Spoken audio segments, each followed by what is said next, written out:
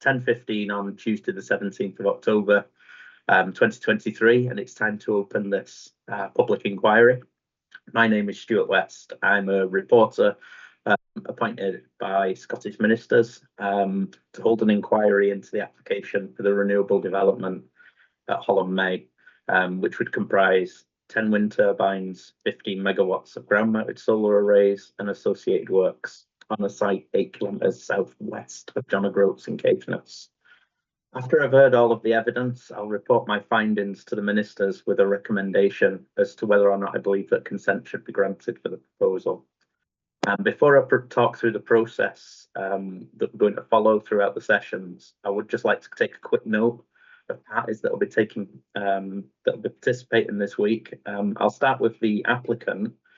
Could members of the applicant's team just please introduce yourselves? Good morning, sir.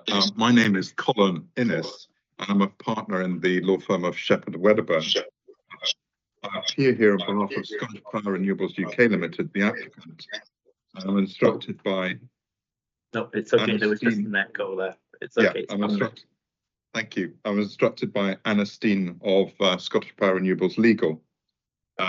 In terms of my own experience, I have over 30 years experience in dealing with energy projects with a particular interest in practice in reviewing environmental impact assessment and advising on applications throughout their life and including public inquiries and hearings. In terms of this session of the public inquiry, I'm accompanied by one witness, Mary Fisher from Absaline, and she was the author of CD 010-001, which is the updated cumulative landscape visual impact assessment, which effectively replaced Chapter 7 of the environmental impact assessment report. But given that Ms. Fisher will be doing most of the giving the evidence today, I'll formally ask her to introduce herself and give a brief background to her experience. Hello, my name is Mary Fisher of Absaline. I'm a chartered landscape architect with over 22 years experience of undertaking LVIA for a wide array of developments, including a large number of wind farms. Most of my experience is set out in section 1.1 of my hearing statement, which is CD 11.1. I've also co-authored or been a key contributor to guidance for both the Landscape Institute and for IEMA in relation to assessment and visualization techniques. Most recently, that's been an update to the Glavia 3 guidance, notes and clarifications, which is CD 9.2. And I've provided that, I've taken part in that as a member of the Landscape Institute panel, which looks after the standards for landscape and visual impact assessment. Thank you very much. Can I just turn to the council, Mr. Finlay? Could you introduce your team, please? First of all, can you hear me now? Yeah, there is an echo. Could the volume on one of the laptops, it might be muted? I think we're getting an echo from one of the things. And yes, it's perfect. Thanks. Yes. I can't hear.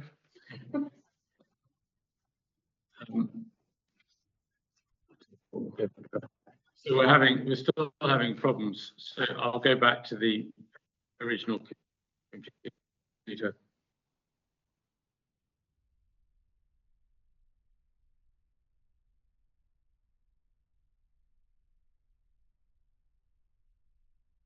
Hopefully you can hear me now and see me now. Yeah, that's much clearer. Thank you. My repeated apologies. I don't quite have Mr. Innes's 30 years of experience in wind farms, but I'm James Finlay, King's Counsel in both England and Wales and Scotland. I have two witnesses this morning, Anne Cowling and Claire Farmer-McEwen. Anne Cowling dealing with landscape matters and Claire Farmer-McEwen dealing with visual impact matters. I'm not going to ask them to introduce themselves personally, but their details and background are on their hearing statements. Okay, thank you very much. So the inquiry will take place through oral sessions using only hearing procedures. The main purpose of these oral sessions is to make sure that I understand the position of parties on each of the specific topics where further evidence is considered necessary. Where there's a dispute between the parties, I need to be clear on the reasons for that dispute. This is so that these matters can be clearly communicated to the ministers in my report. For the benefit of those following along remotely, it's important to note that just because we're not having an oral session on a given topic doesn't make it any less meaningful or important. I have before me a wealth of information for this assessment on a variety of topic areas, and I'll be fully considering those in the assessment of the proposed development. Participants have been advised of the programme for the inquiry, and hearing agendas have already been circulated for the respective sessions. These are also available online through the DPEA website for members of the public and other interested parties. We're going to commence today's session shortly. The first hearing will focus on landscape and visual matters. Given the progress that's been made regarding the agreement on draft planning conditions, it may be the case the final session won't take very long at all, with more of a focus on what I will expect from parties with regards to closing submissions. This will of course be dependent upon any matters arising throughout the course of the first two hearings. The second hearing will focus on the legislative and policy context of the proposed development. We don't have a definitive time at this point when that session will commence. It's totally dependent upon how efficiently we move through the first hearing session's agenda. We have set aside 3 days to undertake the sessions, and given the preparatory work that parties have done in advance of the sessions, I am confident that we'll have sufficient time to get through proceedings. The sessions will commence each day at 10. We'd aim to conclude at 4:30 to 5 at the latest. If possible, participants should be in the virtual meeting room for 10 to 10 each morning. There'll be an hour set aside for lunch, and we'll also have comfort breaks in the morning and afternoon. Specific times haven't been set aside for those, but what we'll do is we'll just look for a natural break in proceedings so that there's as little disruption as possible. For those following along or watching the session back through the DPEA streaming service that aren't familiar with how hearing sessions work, I'll briefly explain the process now. So hearings are discussions involving the relevant participants that have opted into the inquiry process, and they're chaired by the reporter. Agendas for the sessions have already been prepared and circulated to the participants. I'll lead the discussion by starting each item on the agenda with a question that I'll aim towards a specific individual, and then I'll offer a response from the other party. This will normally lead to an exchange of views. When I feel we've got sufficient information on an item that I understand fully the position of parties, we'll move on. The purpose of the session isn't for parties to persuade me of the point of view. I just want to emphasise that at this point. It's just to make sure that I understand their positions. Whether there are differences, as I've said earlier, it's important that I understand those and I can communicate those effectively to ministers. In addition to the evidence considered through the hearing sessions, my report and recommendations will also consider a range of other matters, as I've said, which were raised in the consultation responses and written representations that have been submitted to the Energy Consents Unit in the Council. The details of all those are on the DPA website under this case's reference. I've already carried out unaccompanied site inspections of the sites to the site and its locality. I viewed the site from all but 3 of the viewpoints in the updated LVIA, and I've been to all of the viewpoints that I understand there to be any level of dispute or any significance identified. So finally, before I move on to some brief housekeeping matters, I would like to remind all parties to be courteous and professional. There's a lot of experience here, so I'm sure I don't have to ask that, but obviously people have differences of opinion here, but we'll give people time and courtesy to express the view, and we'll not be talking over each other. So before we get underway, we'll just take a moment to talk through a little bit of the housekeeping.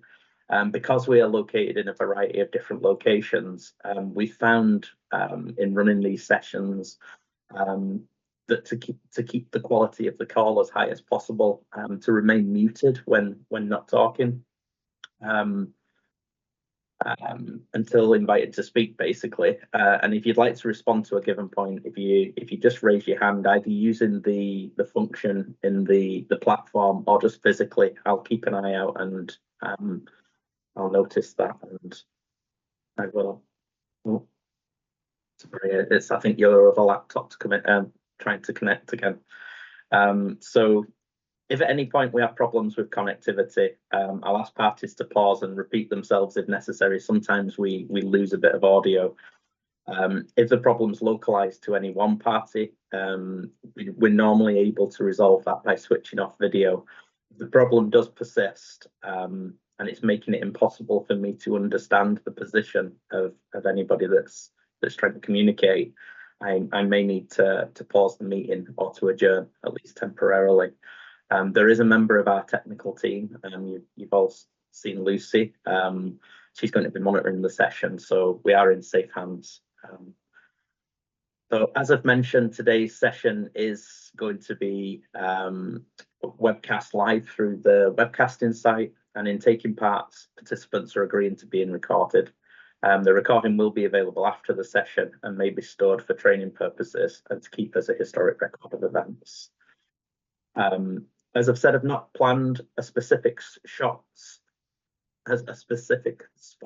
for a short break this morning, but we'll look for an appropriate point to pause in, maybe around an hour, and then we'll look to break for lunch around 1 o'clock when we reach a reasonable place to break. If for any reason anybody does need a break in advance of that or at any time, please do let me know, and we'll look to pause at the earliest point. Does this all sound reasonable? Passes. Yeah. I can see nods. Yes, can I just check you can hear me? Yeah, we're back with the echo. I think there's something to do with the volume. The mic may be turned on that second laptop.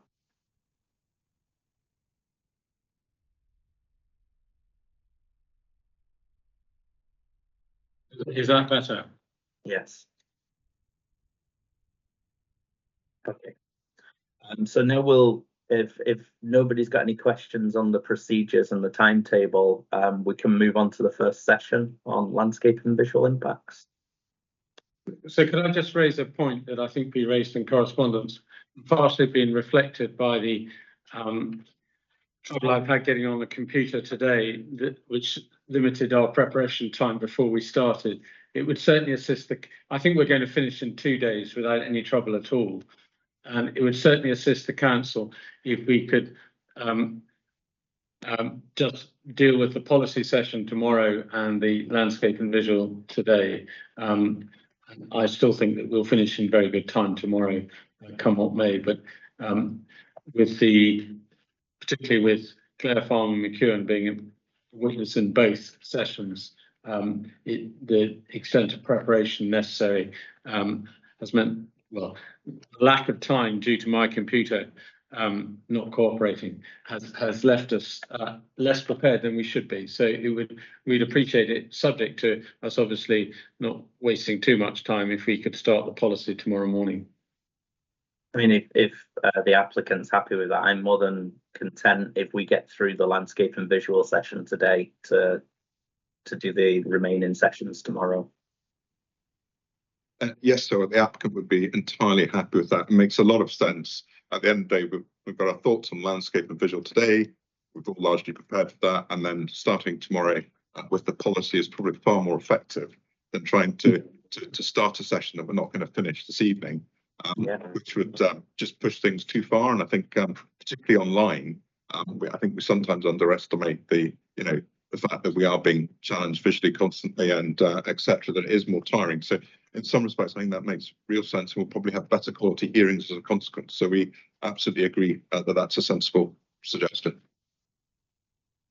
Okay, thank you. So we'll see what progress we make today, and hopefully, if we do get everything finished today, then that's the way we'll take things. Okay, so moving into hearing session number 1, as I've already mentioned, these sessions will take the form of a structured discussion following the agendas that have already been circulated. I'll lead this discussion based on the points listed in the agenda. There's no need to read out your statements. As we go through points on the agenda, it should enable you to communicate your point of view on the different areas and to give me all the information that I need. There won't be any cross-examination, but if you can ask questions of each other if you don't understand what somebody says, or in order to respond to something that somebody has said. I'll decide who to ask about a particular item first on the agenda, but everyone will have a chance to say something about it if they want to. I might ask you, as I say, to comment what others have said too. And then whenever I decide I've got enough information on a particular item, we'll move on to the next one. And also, please remember, I do have to take notes of the discussion, so I might have to ask you to slow down at certain points. I still use my pen and paper to take most of my notes, although I will have the visual resource to come back to. Yeah, so do parties have any questions about this procedure again before we move on to the first item? No? Okay, so the first item, or item 2 as it is on the agenda, is the statement of agreed matters, the extent of disagreement, sorry. So the statement of agreed matters on landscape and visual impact was initially submitted on the 18th of September. There were 3 tables within the document that set out the disputed significant effects on landscape character types, visual receptors, designated landscapes. In addition to this, following the submission of hearing statements, a document was produced in collaboration between parties and set out the areas of agreement and dispute. That's for those following along, CD 014005. I was forwarded a follow-up email this morning from the council to advise that there was a further amendment required to ensure table 3 accurately represents the views of the council. Can I first of all just ask the council to briefly talk me through that one so that I can mark up my table? Thank you. So I'll deal with that. I'm just going to have to take a second or two to get to the email that you were sent. Whilst I'm doing that, it may help and shorten matters if I make some comments about the document as a whole. Table 1 reflects what is in Table 2 below paragraph 22 of the Statement of Agreed Matters. But Table 2 of the Statement of Agreed Matters, it does not, if one has a look at it, doesn't actually deal with specific viewpoints. So Table 1 of the new document is potentially misleading when it refers to viewpoints, because whilst Table 1 is a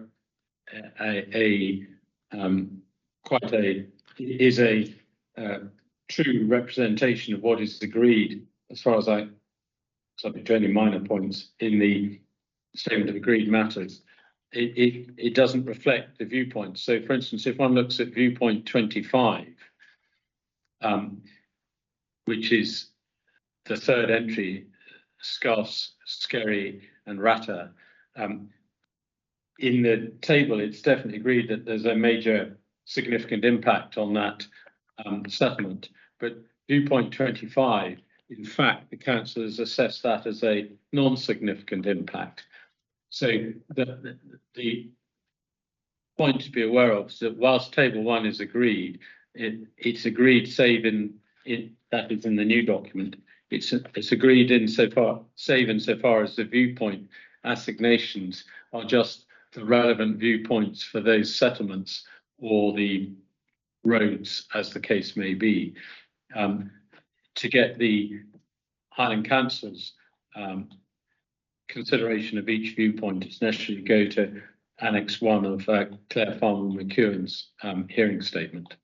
So it's just to be aware of that. It is accurate insofar as it goes. Those are the relevant viewpoints, but what you will see in those relevant viewpoints will differ from what's in the table. The table 2, I don't think in CD 14.5 you're going to be concerned with. That's where it's agreed there are no significant effects, and we haven't gone through that in any detail. Table 3, which is the one you asked me about, and I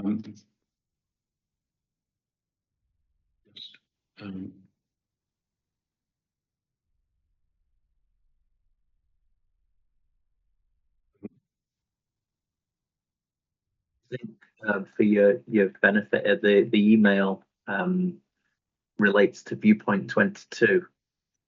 yes. So it would help if you had Annex 1 to Claire Farmer McEwen's statement open.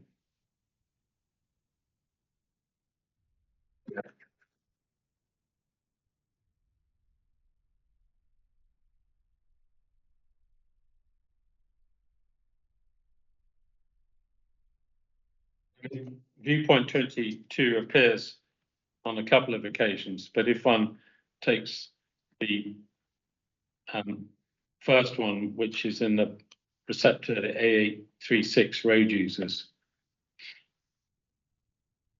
that's on table 14.1. Otherwise, it's on page 29 of Claire Farmer McEwen's hearing statement.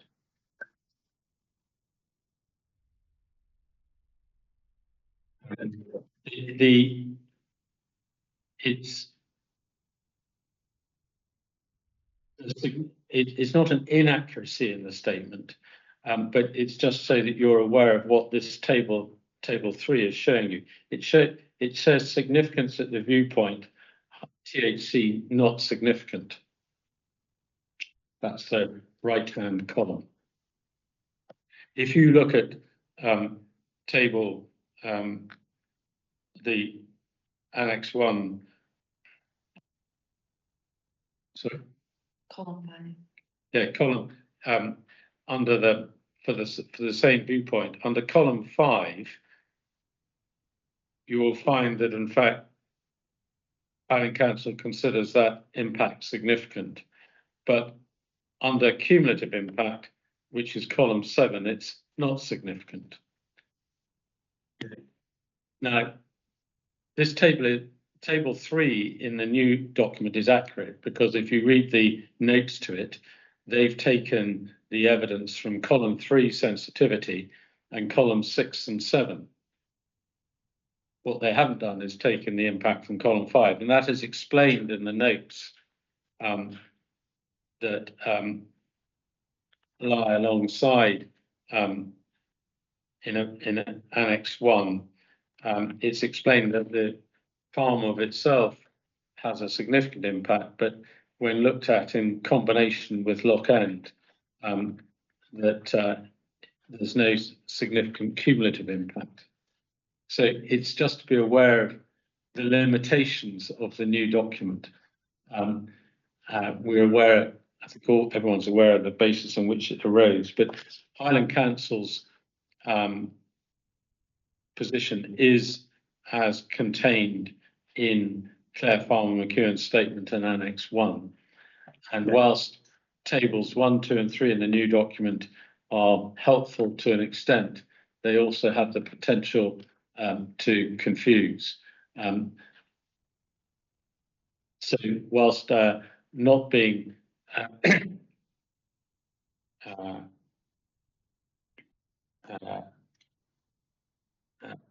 not being inaccurate as far as we can tell for other reasons, one has to bear that in mind. And table 22, I think, is the most, viewpoint 22 is the most significant one. But there are other issues. For instance, if you look at viewpoint 29,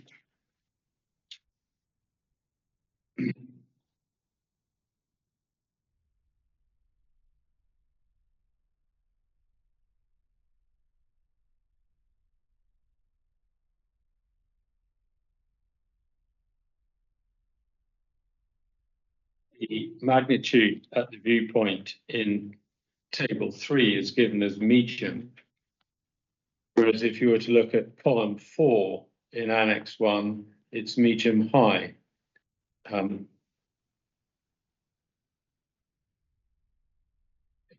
that is just an example, but certainly our case, and for avoidance of any doubt, THC's case, if there's any confusion, is as contained in Annex 1 of Clare Farmer McEwen's statement. Okay, so we will be moving through sequentially those viewpoints in dispute, so I'm sure I'll get a more complete understanding of the position then. But in advance of that, is there anything that you'd like to respond, Mr. Innes, to that that's just been said? Yes, sir. Thank you. One of the issues that we've had with Appendix 1 is understanding the methodology that's been applied to the various columns, because it is less than clear. But rather than taking up time now, I think that's a matter where we can deal with when we get to visual impacts. But just what has been said by Mr. Finlay there would seem to suggest that what's happening in columns 4 and 5 is an assessment of this proposal without Loch End in the baseline. Because as you'll hear, what he suggested was, in the context of the cumulative, there wasn't a cumulative effect, which he then went on to state. Now, I think we just need to be very clear when we get to that phase, exactly what these columns represent to ensure that we're comparing assessments correctly. And as far as the applicant is concerned, we're relatively clear as to where we believe in terms of decision making, what assessment needs to be carried out and against what baseline that really should be the basis for decision making. But I think rather than taking time up now, actually that's a separate issue. We can deal with it in visual, and let's discuss the visual methodology then, rather than as an outset, which I think just means we're straight into visual impact assessment and we're out with the sync in terms of the agenda. So I think we should probably stick to the agenda and then get to that, if that's okay, sir. Yeah, no, that sounds perfect. Thank you. So what we'll do is it's good to have an understanding of the status of these documents, and yeah, as I say, we'll come through sequentially through the viewpoints so that I can better appreciate those positions.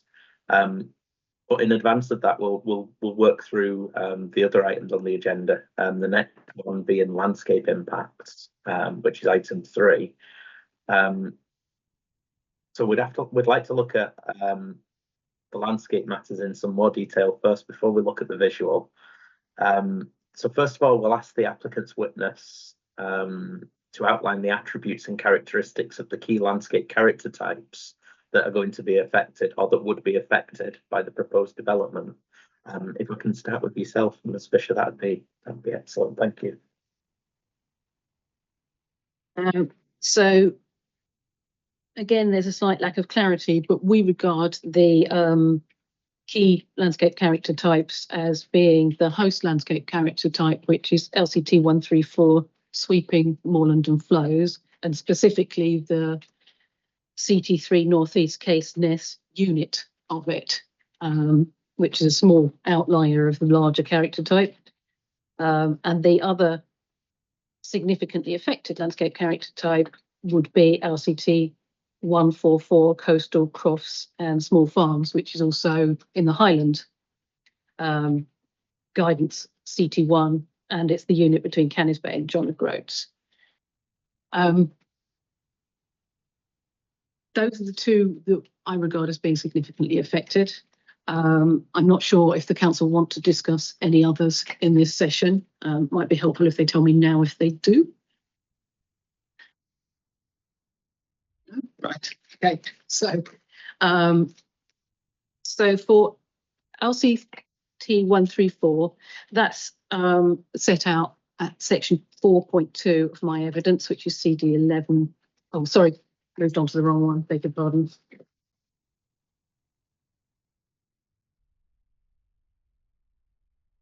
I consider that it's not significantly affected.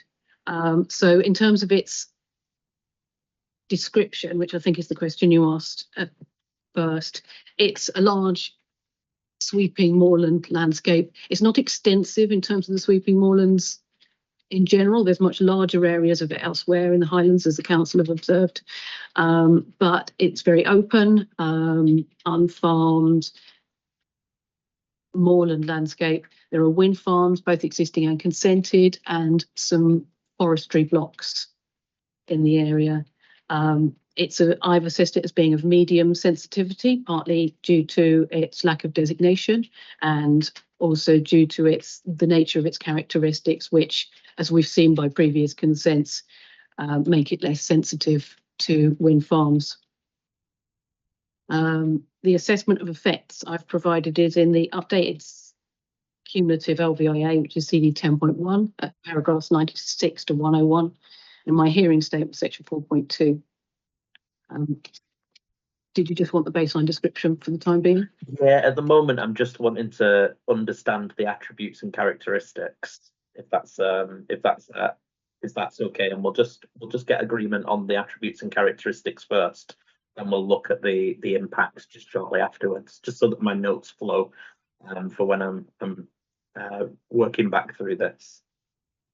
Yeah, so I think the last thing I would add then is that we note from the council's landscape evidence that they don't appear to disagree in relation to sensitivity, and that's noted at paragraph 4.5 of CD 11.2. So we believe that's agreed. Okay. So would the council agree with the summary? Do you have anything to add to the summary? I'll pass over to Anne Cowling, who's going to be our primary witness at this part of the session.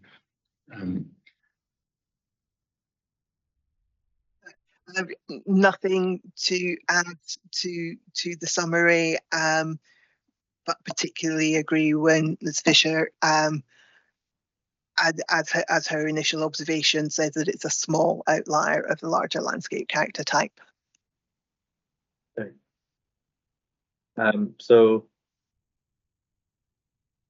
I'd now like to consider in particular, the sweeping moorland flows landscape character type in more detail, because the impact on this character type in particular was highlighted by the council in its reasons for objection. So could the council explain how they envisage the proposed development will affect the sweeping moorland flows and why it's significant in the first instance? Thank you. The effect on the sweeping moorland and flows, as Ms. Fisher observed, it is the small outlier of the larger type, and therefore, whilst I don't disagree with the Nature Scott descriptions of the landscape character type, I think that they are of necessity somewhat broad brush, and that where you have smaller outlier, more remnant pieces of that larger type, then they have to be considered as not identical to the larger, more expansive, such as CT4, which is very extensive. So therefore, in that context, in that this is a smaller, more remnant part of the sweeping moorland and flows, the degree to which it sweeps is necessarily limited, and that it is much more, by comparison to the main type and the larger examples of the type, it is surrounded by cultivated landscapes, and that as one travels around the northeastern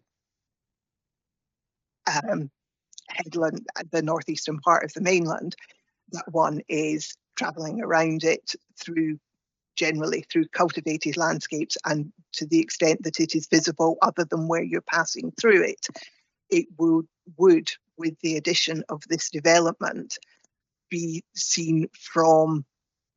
become to be seen from the majority of outside locations as being very occupied by wind turbines, where at the present, with the existing constructed turbines and the consented turbines, the larger of those and the larger groups are constrained to the east part of the section, whereas this development would bring that same character of wind energy over into the west, and therefore brings us, and I think I would go so far as to say would bring the totality of the landscape character unit to be a wind farm landscape, whilst there would still be a central core of it, which there are roads which pass through, which would not be directly occupied by wind turbines. There would be the presence of wind turbines at a far greater surrounding element. So I think the outer edges of the area would become more occupied by wind energy, and that affects the perception of that unit as a whole. Thank you very much. And now can I ask the applicant to respond to these concerns that have been raised by the council? Yes, so in considering the effects as being not significant, that's basically takes account of the existing wind farms and the consented wind farms as being present in the landscape already.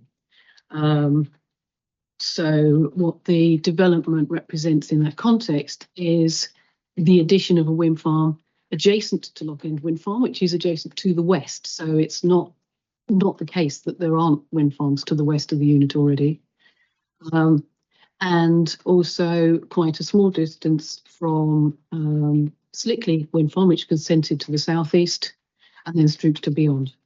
So yes, it does extend the influence of wind farm developments within the LCT.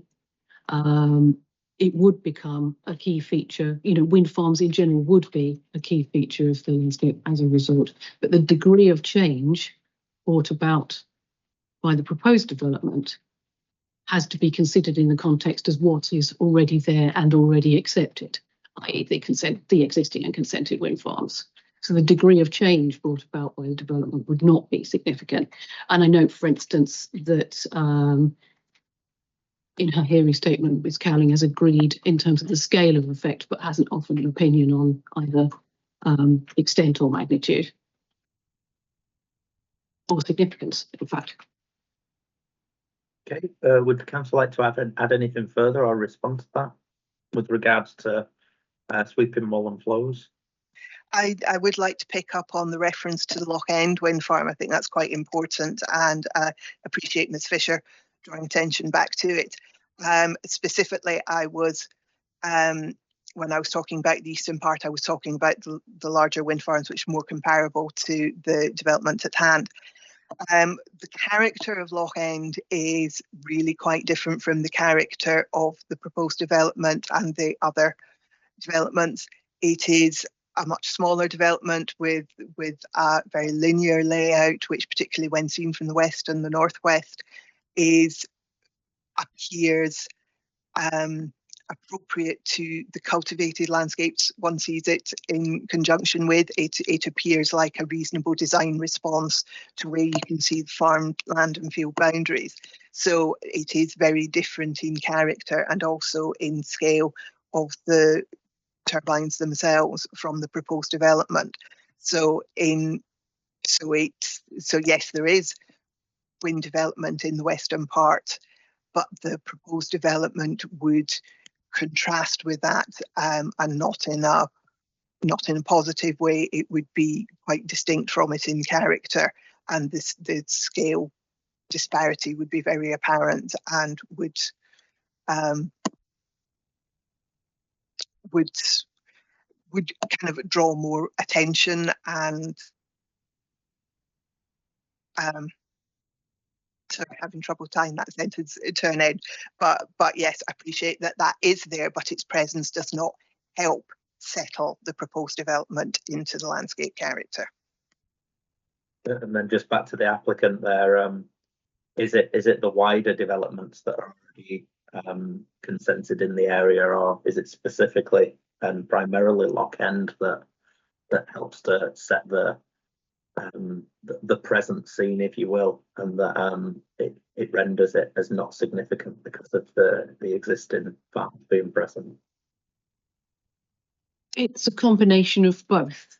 Although Loch End has smaller turbines and slightly different layout, it also has slightly different content. It is more on the edge of the farmland, whereas Hollandmey would be more set within the forestry and more obvious moorland. But it's the presence of both. They're all part of the landscape, or in the case of Slickley, will be. And turbines are turbines. You know, Loch End isn't small. It's small for a modern wind farm now. It's small compared to proposed future wind farms, but it's still a commercial wind farm, and it still has a similar character. It is turbines. It is large turbines. Okay, so within the reason for objection, correct me if I'm wrong here, from my reading, it's only the sweeping, it's only a landscape character type here, 134, the sweeping moors, that's specifically referenced as being having a significant adverse impact and being contrary to the policy. There isn't another landscape type mentioned within the reason for objection, yet in the evidence before me there is reference to other impacts on the other landscape types. Could I just get a bit of clarity on that from the council, just so that I know exactly what the situation is and where the unacceptability is? I may be misunderstanding, but there's reference as well to coastal and the coastal sort of fringe. Can you just explain to me the impact on any other landscape character type beyond sweeping moorland flows?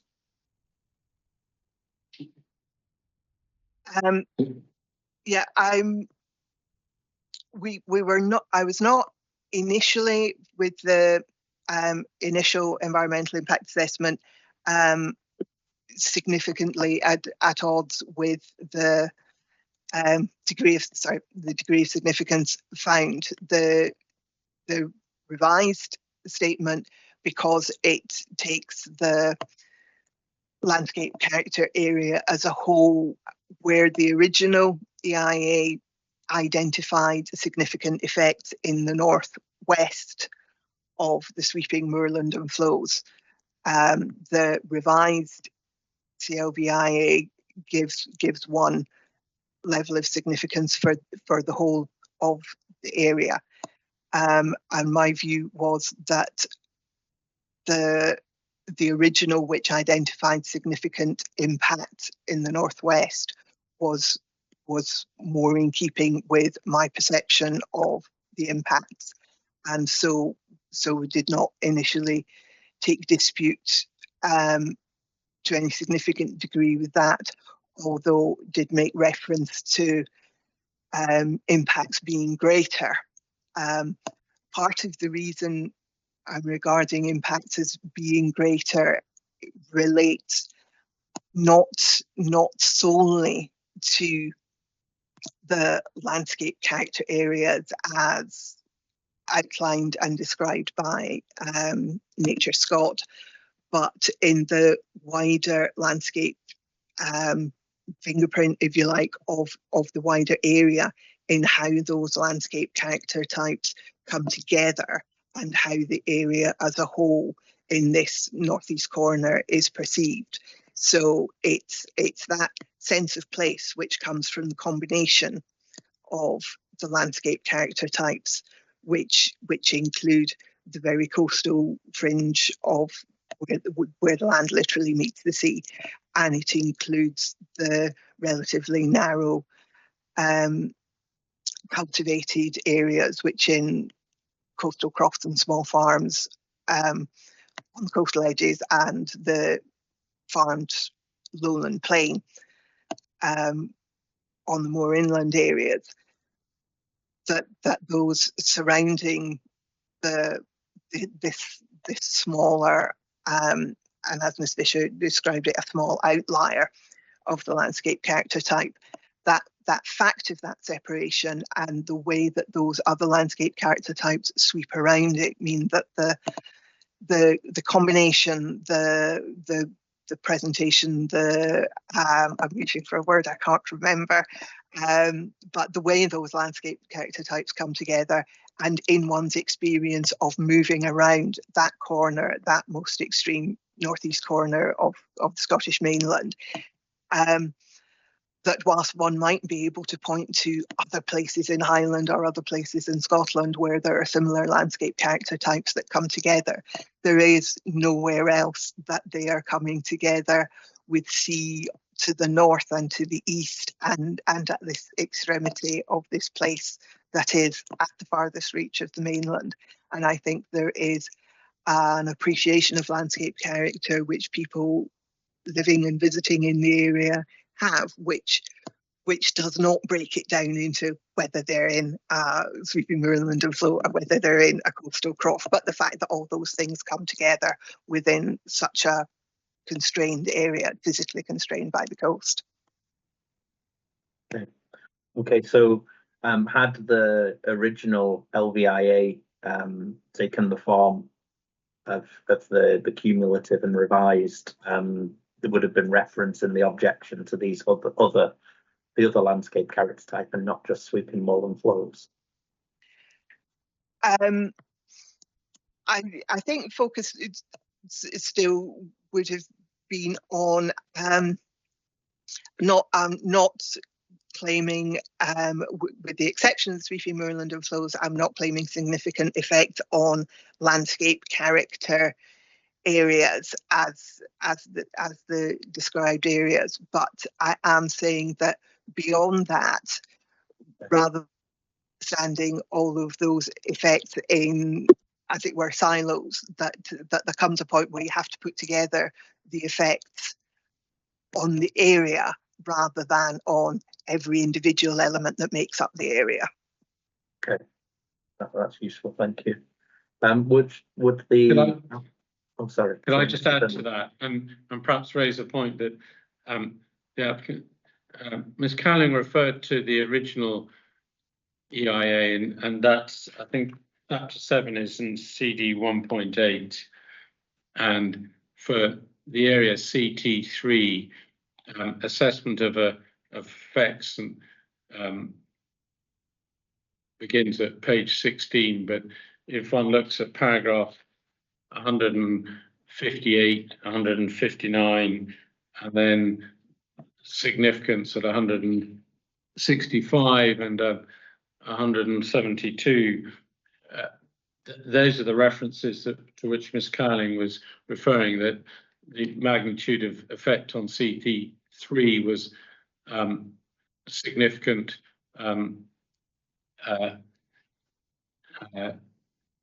The magnitude of effect was high, reducing to medium within 5 kilometres of the proposed development. That was looking at, I think the original EIAR had split up or looked at CT3 in a number of, in terms of distance away from where the receptor might be. I think Ms.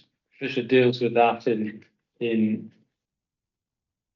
the change of approach in paragraph 1.2.6 of her hearing statement by reference to the GLBIA, and leave it to you and to her as to whether she wants to go to those references, but just it's having discussed it with Ms. Cowling, it's our view that those references don't necessarily support the approach that she's taken in 1.2.6 as to whether one simply looks at the whole CT3 or one can form a view, as the original EIAR did on parts of it. Well, there's a few references there, so I'm going to go to the applicant there, Ms. Fisher. The paragraphs, the references that were given there were 158, 159, 165, and 172. And then 1.2.6 of your hearing statement. Would you like a couple of moments to have a look over those and see whether or not you'd like to respond to the matters? Yes, just hunting. I've just shuffled all my paperwork whilst trying to follow, and now I can't find anything. Oh, no problem.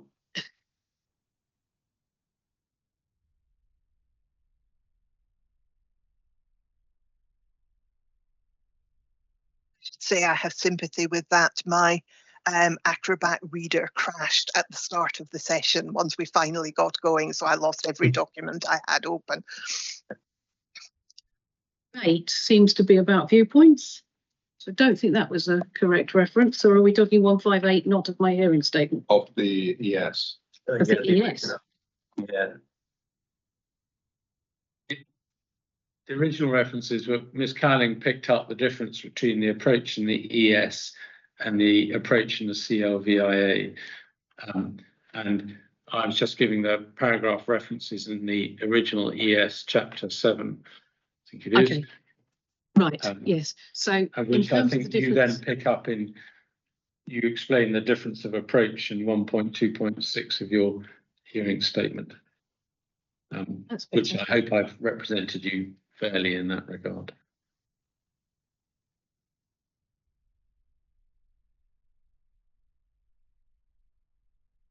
Yes.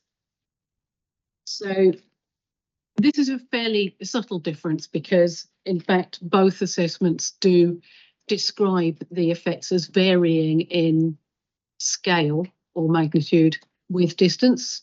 So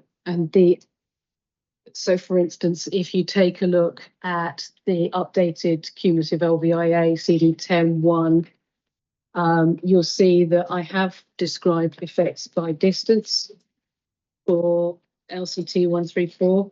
So that's at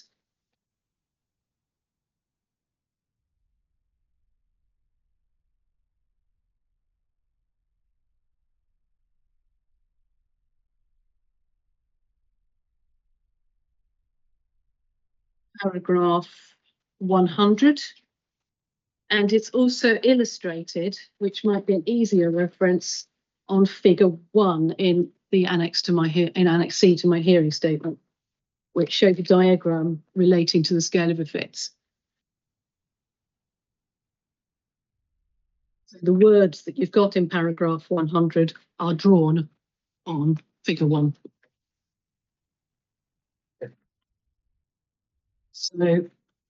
So the main difference between the methodology used in the EIA and the methodology I have used is that I set out a single rating of effects for the receptor, which is the landscape character type, as opposed to breaking it down into different areas, but it's still based on an understanding of the way the scale of effect would reduce with distance. And although it's very sharply delineated on figure 1, the verbal description is probably, the written description is probably slightly more accurate. It's just quite a difficult thing to draw because it's fuzzy edged, but the aim of the drawing is to give an idea of where is meant.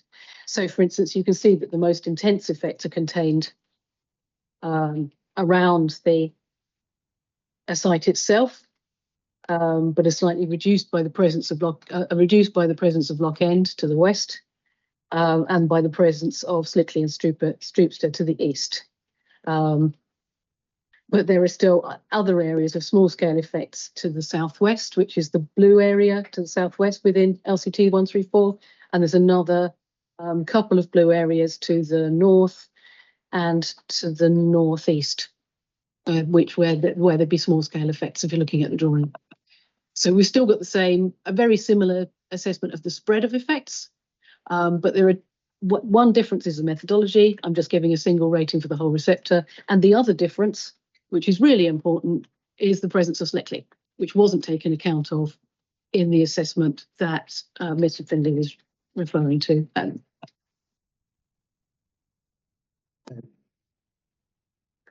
Okay, and do the council have any more that they'd wish to add on that matter? I'm afraid, due to my loss of all my documents that I had open at the start of the session, I've not managed during Ms Fisher's explanation there to get myself looking at the correct document, but I don't think there is anything that I would wish to add in that. Okay, so before we move on to Dunnet Head and the SLA there, is there anything else anybody would like to communicate with regards to landscape character types? I'll start with the applicant.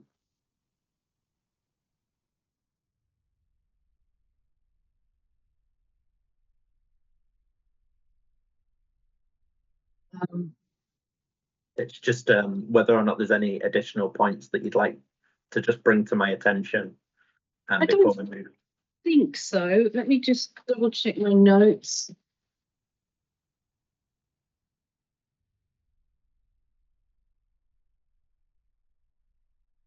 I don't think so. I think everything else that we would want to say is in the written evidence. Nothing particular. Yeah. No problem. And the council? Oh, sorry, Mr. Innes. Yes, so I just want to raise one matter, and that is essentially looking at LCT3 from its fundamental characteristics and its suitability to accommodate wind farm development. And those key issues which I would just particularly wish to highlight from our evidence is the scale of the landscape, which is a very important consideration in relation to its ability to accommodate wind farm development.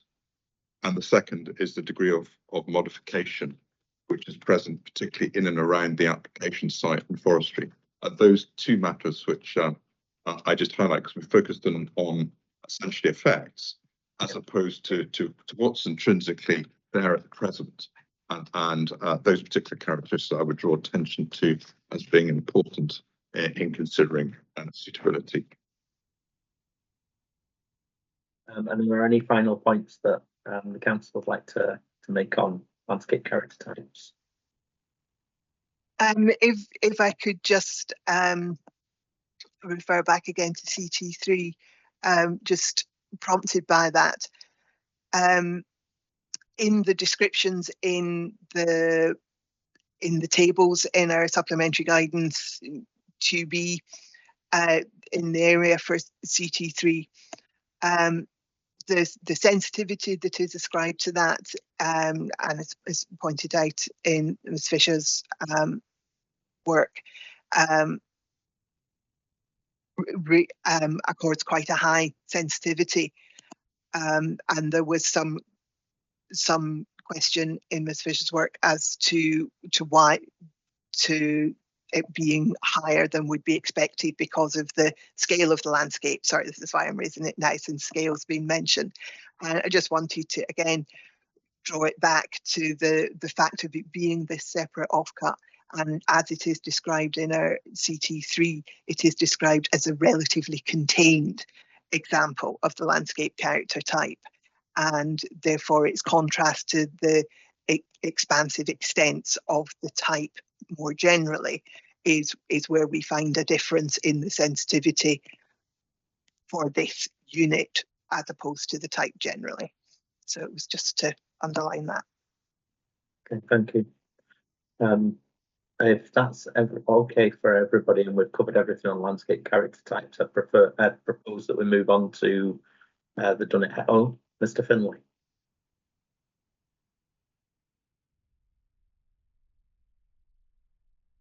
You're on mute there, sir.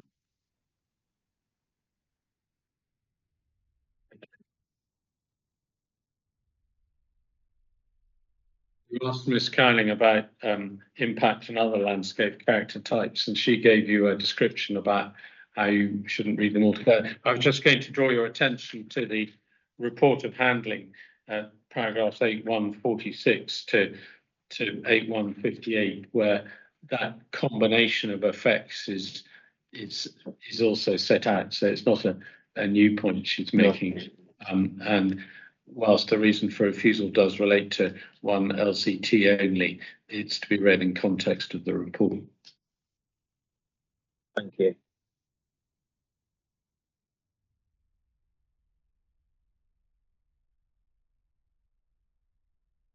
You just give me that paragraph again, sorry, in the report of handler, so that I've.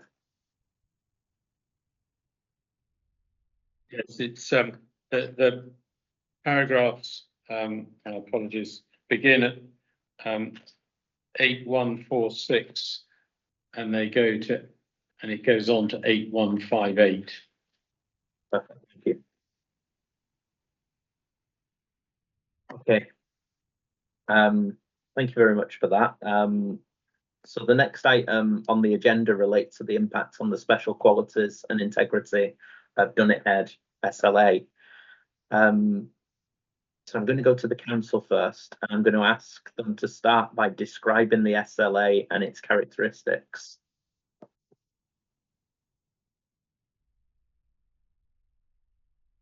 Yeah, so the SLA covers the majority of the Dunnet Head Peninsula, as well as the dunes to the south of Dunnet Bay. So it's reasonably extensive and not entirely the peninsula. The special qualities describe the special quality of panoramic views from prominent headland and striking cliffs.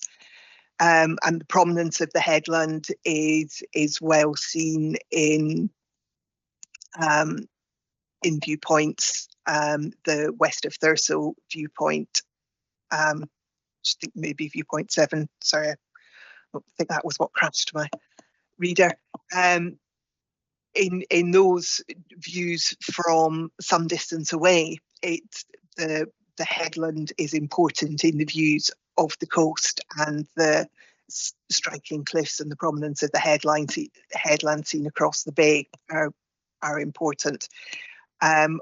When you're within the SLA itself, then the views from the headland are important.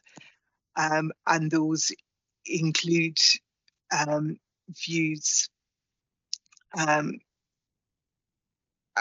extending across the sea, sorry, now paraphrasing the description, across the sea to Orkney, across to Strathy Point and to Dunnet Head, and inland to the peaks of Caithness, including Morven, Maiden Pap and Scarven.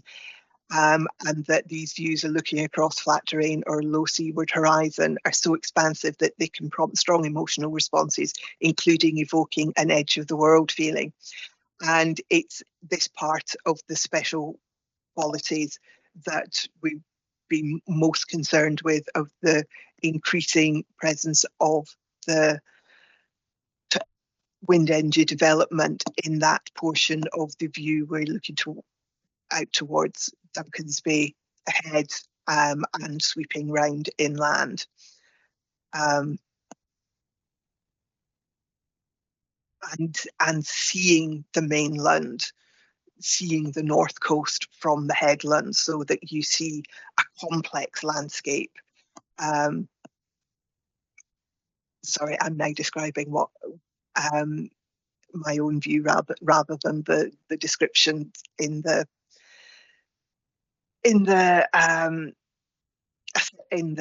citation, in the descriptions. Spectacular panorama, both seaward and inland. And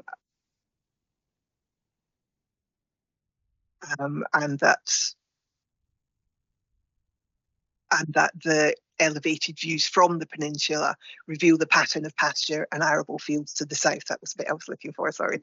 And that these form a distinctive transition between the exposed headland and the settled agricultural lowlands to the south.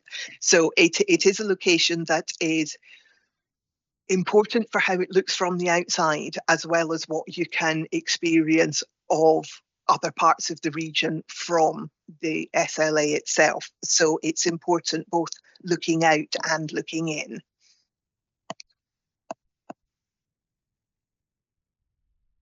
Great, thank you. Mr. Ennis, does the applicant accept this description, or would you like to add anything? Comments above the applicant. Well, the special qualities are set out in the CD 009-009, and they're set out on page 23 of the document. And really that document needs to be construed appropriately, and it sets out there in the discussion about Dunnet Head on 22, it's got the key landscape and visual characteristics and then the special qualities. And insofar as the special qualities are concerned, there are a number specified, 4 relating to panoramic views, 2 isolated moorlands and lochans, and 1 about contrasting bay and cliff landscapes. And we get sensitivity to change as well. And insofar as the matters are concerned, clearly we're going to come on and discuss what is a claimed effect at viewpoint 7, which is the viewpoint essentially, I think the line of argument being that somehow it undermines the prominent headland or cliffs. We'll come on to discuss that. But the one which is most clearly engaged, I think, as expressed by the council, is the 4th bullet point, which is sets a series of views, expansive views, and within that, it identifies particular receptors that are identified, including views north to Orkney, Cape Wrath along the coast, Strathy Point along the coast, and Duncansby Head along the coast. So it's picking out those points that are particularly worthy of reference within the special quality of panoramic views. And then it goes and inland to the peaks of Cape Ness, including Morven, Maidenpap, and Scaraben. Now, these are all key features within the landscape that are picked out for special reference, but they're not located to the southeast of the viewpoint at Dunnet Head. They're all in other aspects. Now, the applicant fully accepts there's a 360 degree and that we're within that 360, but we're not within the view of those particularly referenced items that are landscape features within the particular views or points of interest. And that's a matter, obviously, which was picked up also in the Slickley decision, which is, we'll come on to look at that, but I think that's a matter that was discussed because obviously Slickley sits immediately behind us in that angle of view to the southeast. So similar points were raised, and we'll come on and look at that. But I think it's important to have regard to what's actually said, which picks out particular features. And for example, if you located a wind farm to the southwest of the Dunnet Head viewpoint, you would be directly in line with the views to Morven, Maidenpap, and Scaraben. And you'll see that from the visualizations. And I think one of the points, I suppose, having the visualizations available is that we've obviously got the NatureScot visualizations that incorporate the full 360 and context. And whilst you don't need to draw conclusions about effects from those larger drawings, they give you the context, and no doubt you'll have seen it from your experience, but they were taken in reasonably good visibility. So all those features that you see narrated in that 4th bullet point from Dunnet Head are reflected in those context views, and you can see where they sit and why. And that's one of the good reasons for the NatureScot views in terms of setting that context visualizations. And obviously we can come and look at the effects of that. So that's all the context, but it is important to have regard to what is actually said in the document, because that is what the special qualities are. They are set out with a degree of precision. And what we also see in terms of matters such as sensitivity of change, development could impinge on either the views towards the headland from the east and west, note specifically from the east to west, this is sensitivity to change, or the expansive panorama seen from Dunnet Head. And the third of the changes is large-scale structures on or near the headland could compromise its perceived large scale and the seeming extensive character of the interior moorland, in addition to the potential's distinctive landmark qualities. So that interior, that moorland character, which is adjacent to the the headland. But as I say, the particular sensitivity to change is the large-scale structure on or near. And we certainly dispute that we'd be anywhere in that sort of context. So as I say, I think that sets the scene. But I think we can then go perhaps on to canvassing what the effects are, and that's a matter clearly for Mrs. Fisher and her expertise. Well, that's great, thank you. So before we do go on to the next bits, I do want to give the council an opportunity there to come back on, in particular, well, on everything you've said, but in particular on those views in that fourth point, the series of expansive views, where we're talking about, it points out particularly important views, and then as communicated it then says the way it was presented almost as an afterthought then in inland towards the, and then it lists a series of landmark views. Do you think that could you just give me your views on the interpretation of that special quality in particular, please? Yeah, perhaps I could start. I'll just interrupt Ms. Callan for a moment and just say that one has to be careful of any lawyer, including myself, interpreting something as a potential afterthought. That was my words as opposed to the applicant there. It accurately reflected Mr. Innes's approach to it, but that bullet point needs to be read as a whole and together. Whilst Mr. Innes was clearly trying to persuade you of his case, I'm going to pass over to Ms. Calling now. I say that she can give you her view on the importance of views, but the inland views, or the views inland, there's no suggestion that they're any less important than the views outwards to the sea. Thank you. Yes, I certainly am not making any claim that the wind farm would sit directly to the southwest, or that it is in necessarily a direct line of sight to any particular feature which is drawn out in the special quality. And I accept that my life would be much easier if it did, but we also might not be here. But in my view, the special quality is panoramic views from prominent headlands and striking cliffs. And I think when you're talking about panoramic views that take in a variety of characteristics, it takes in open sea, it takes in views to offshore islands, and it takes in views of cliffs on the north coast, and it includes views to the south and to mountains and over farmed ground. That part of what is important about that is the ability to take in all these things in sequence, and that everything that you can see, particularly when we're talking about the viewpoint area at the top where there's a constructed, though perhaps not delightfully well maintained, feature from the council, which is clearly it is situated there, and in my experience of doing site visits to this location for many wind farms, it's a well visited viewpoint. There are people who don't make it up from the car park, but a lot of people do. And my experience, once people are there, they do spend time looking at every quarter of the view.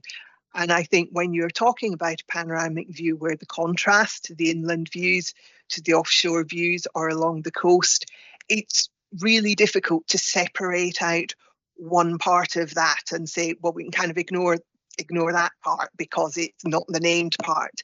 It is still part of the perception and the appreciation of all those features that are named.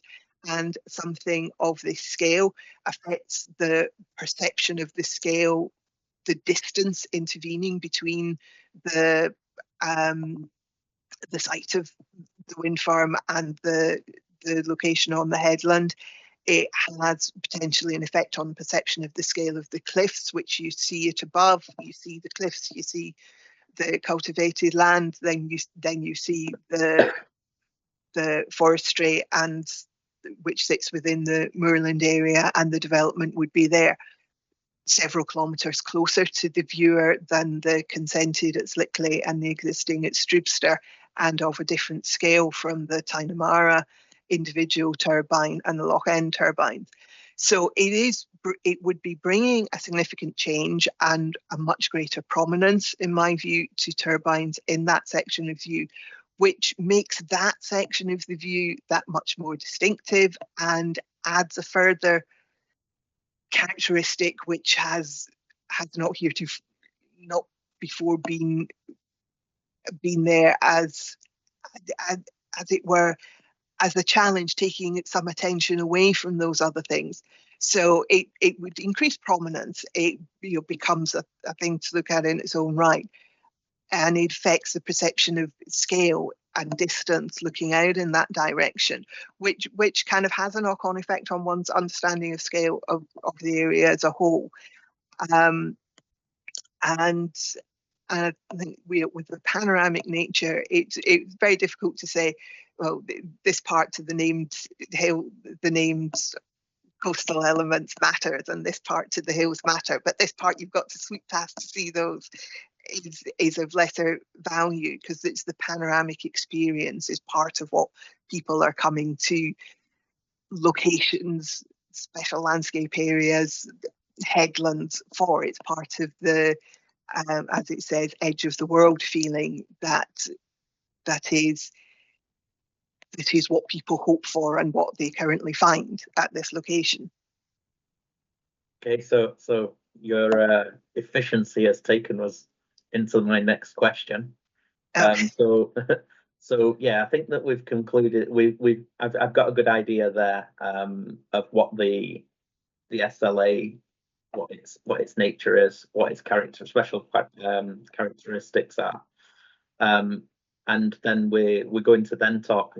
I was going to ask you to talk me through, although you may have concluded, to talk me through how it's envisaged that the proposed development would affect these special qualities or the integrity of the designation. So you've certainly started there. Is there anything else you want to add to that as to how the proposed development would affect the special qualities as listed or the integrity of the designation? Thank you.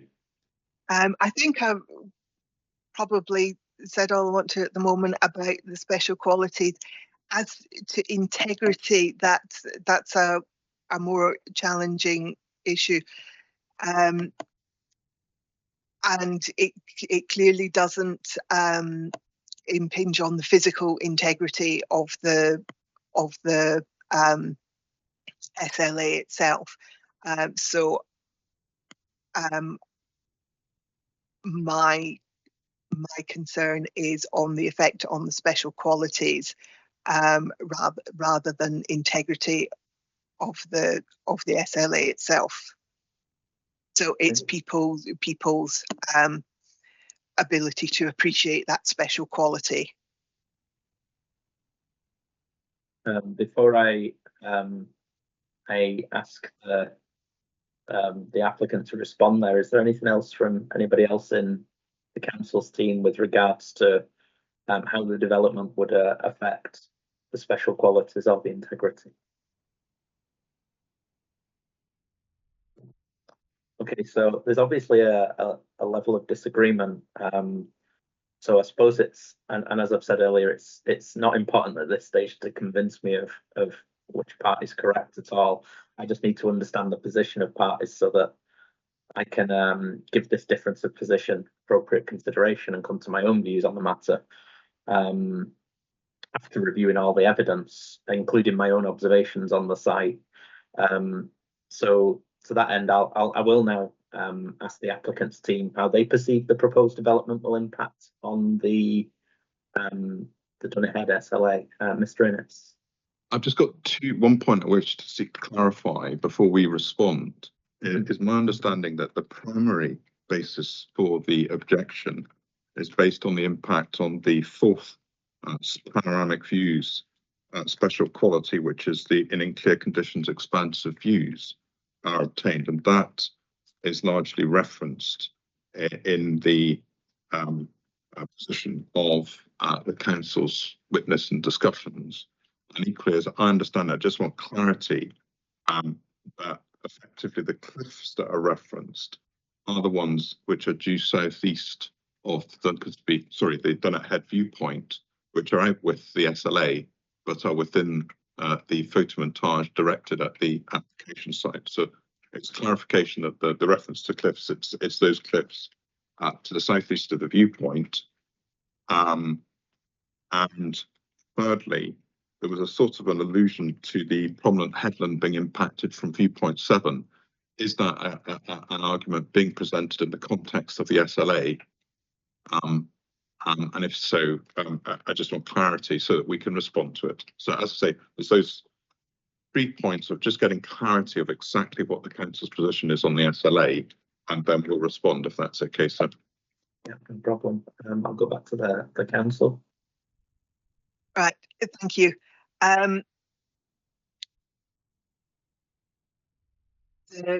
When talking about cliffs in context of views from the headland, yes, talking about the cliffs that appear in the view but are out with the SLA itself. But with regard to viewpoint 7, where there are views towards the headland and the proposed development would be in view and seen in broadly the same direction as the headland with its surrounding cliffs, in those views from out with the headland, there may be an effect on perception of scale of the cliffs due to the scale and proportions of the turbines.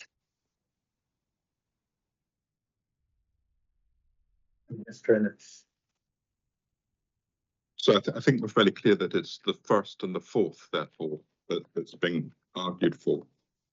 Yeah, and first and the fourth of the special qualities, just so we've got absolute clarity on that matter. Yes. Sorry, can I just? I've again got I've got my portable LVIA montages here. Could you direct me to the viewpoint number just so that I've got this in front of me when we're discussing this? Sorry, I've not got my reference. Well, four from Dunnet Head itself, and then I think the reference to the wider one is viewpoint 7, which is west of Firth. So yeah. Thank you. So you've got the big one, sir. I hope, have you? I have indeed, yes. Yeah. Oh, great, thank you. It was interesting driving around on a windy day with this, I can tell you. Okay. Well, it's certainly not going to blow away, sir.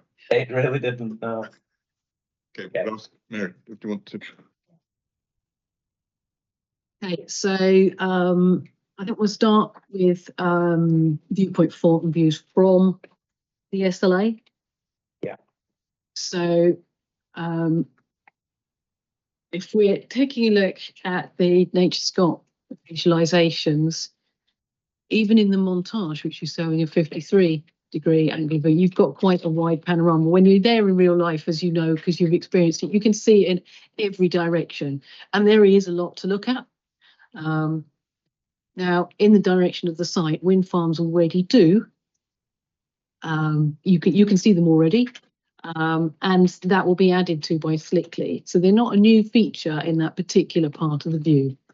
They're actually not a new feature in the wider view. There are some more distant ones elsewhere, but it's a very busy view. There is a lot to look at, and that's partly what's celebrated and what's interesting about it. It's and the purpose of a documented set of special qualities is to identify quite specifically what's important and what must be preserved in order to retain what is special about a place.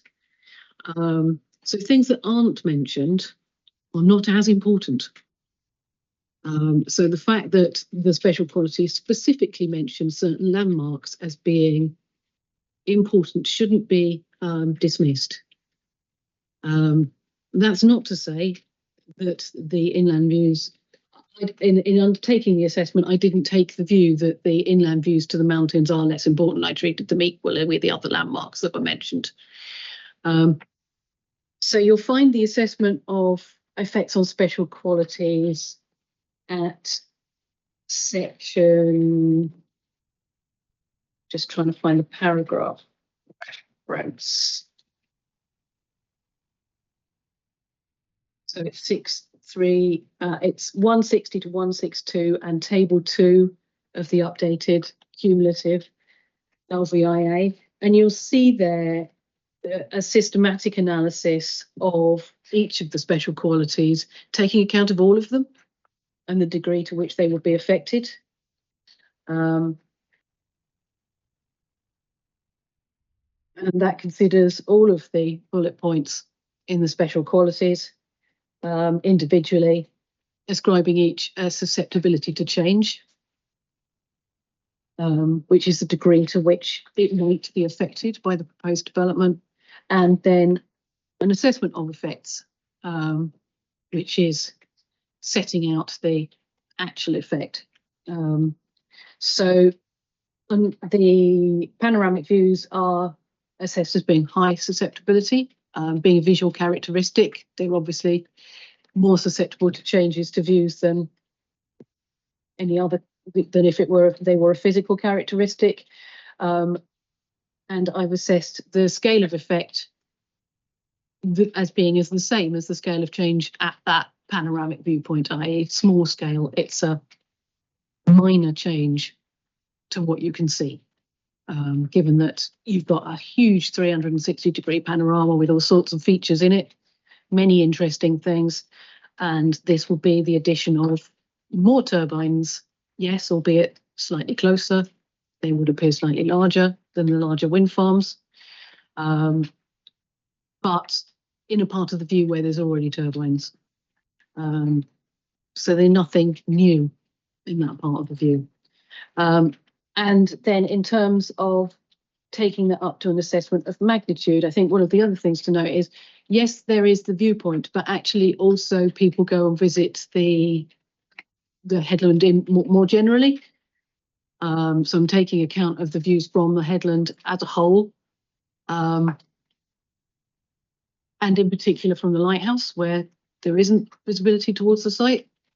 It's another place where people will go, and all along the cliffs, obviously, you get these wider panoramic views as well. So it's not a feature only of the viewpoint. So that's, but that said, the viewpoint is really important. People go there specifically to visit it. So taking all of those into account, I've assessed effects as being of small magnitude, and taking into account the sensitivity, high medium, which reflects the regional value of the SLA, and the high susceptibility of the characteristic. I've said effects will be moderate and not significant. And that's reflecting an almost significant effect, if you like, arising from a small change to views. So it's taking full account of the importance of these particular views. Okay, thank you. To deal with views towards the, so if we just move on to viewpoint 7, so if you find viewpoint 7. Yeah. So this is, now, once upon a time, there was a lay-by near here from which you could park up and take account of and admire the view. And it's identified as a key view in the Highland guidance for that reason. However, the lay-by no longer exists. It's been infilled. And so this is now representing views for just drivers on the A836. You can't stop here and admire the view anymore. So it's a passing view, and you do briefly, as the visualizations show, get a view across the bay and towards the headland before the road drops. But it is a passing view. And really, as a driver, the scale of cliffs isn't something you're thinking about and whilst you're driving, you don't have the opportunity to measure the height of the turbines and measure the height of the cliffs visually. So yes, you will still appreciate the headland. You can see it, but it's well to the left of where Hollandmey would be, which is, well separated. So you'd still appreciate the headland as a separate feature seen across the water.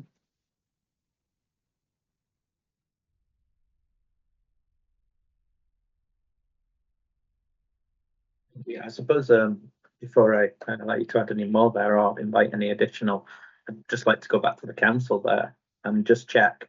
So I suppose the main difference between the two parties here is the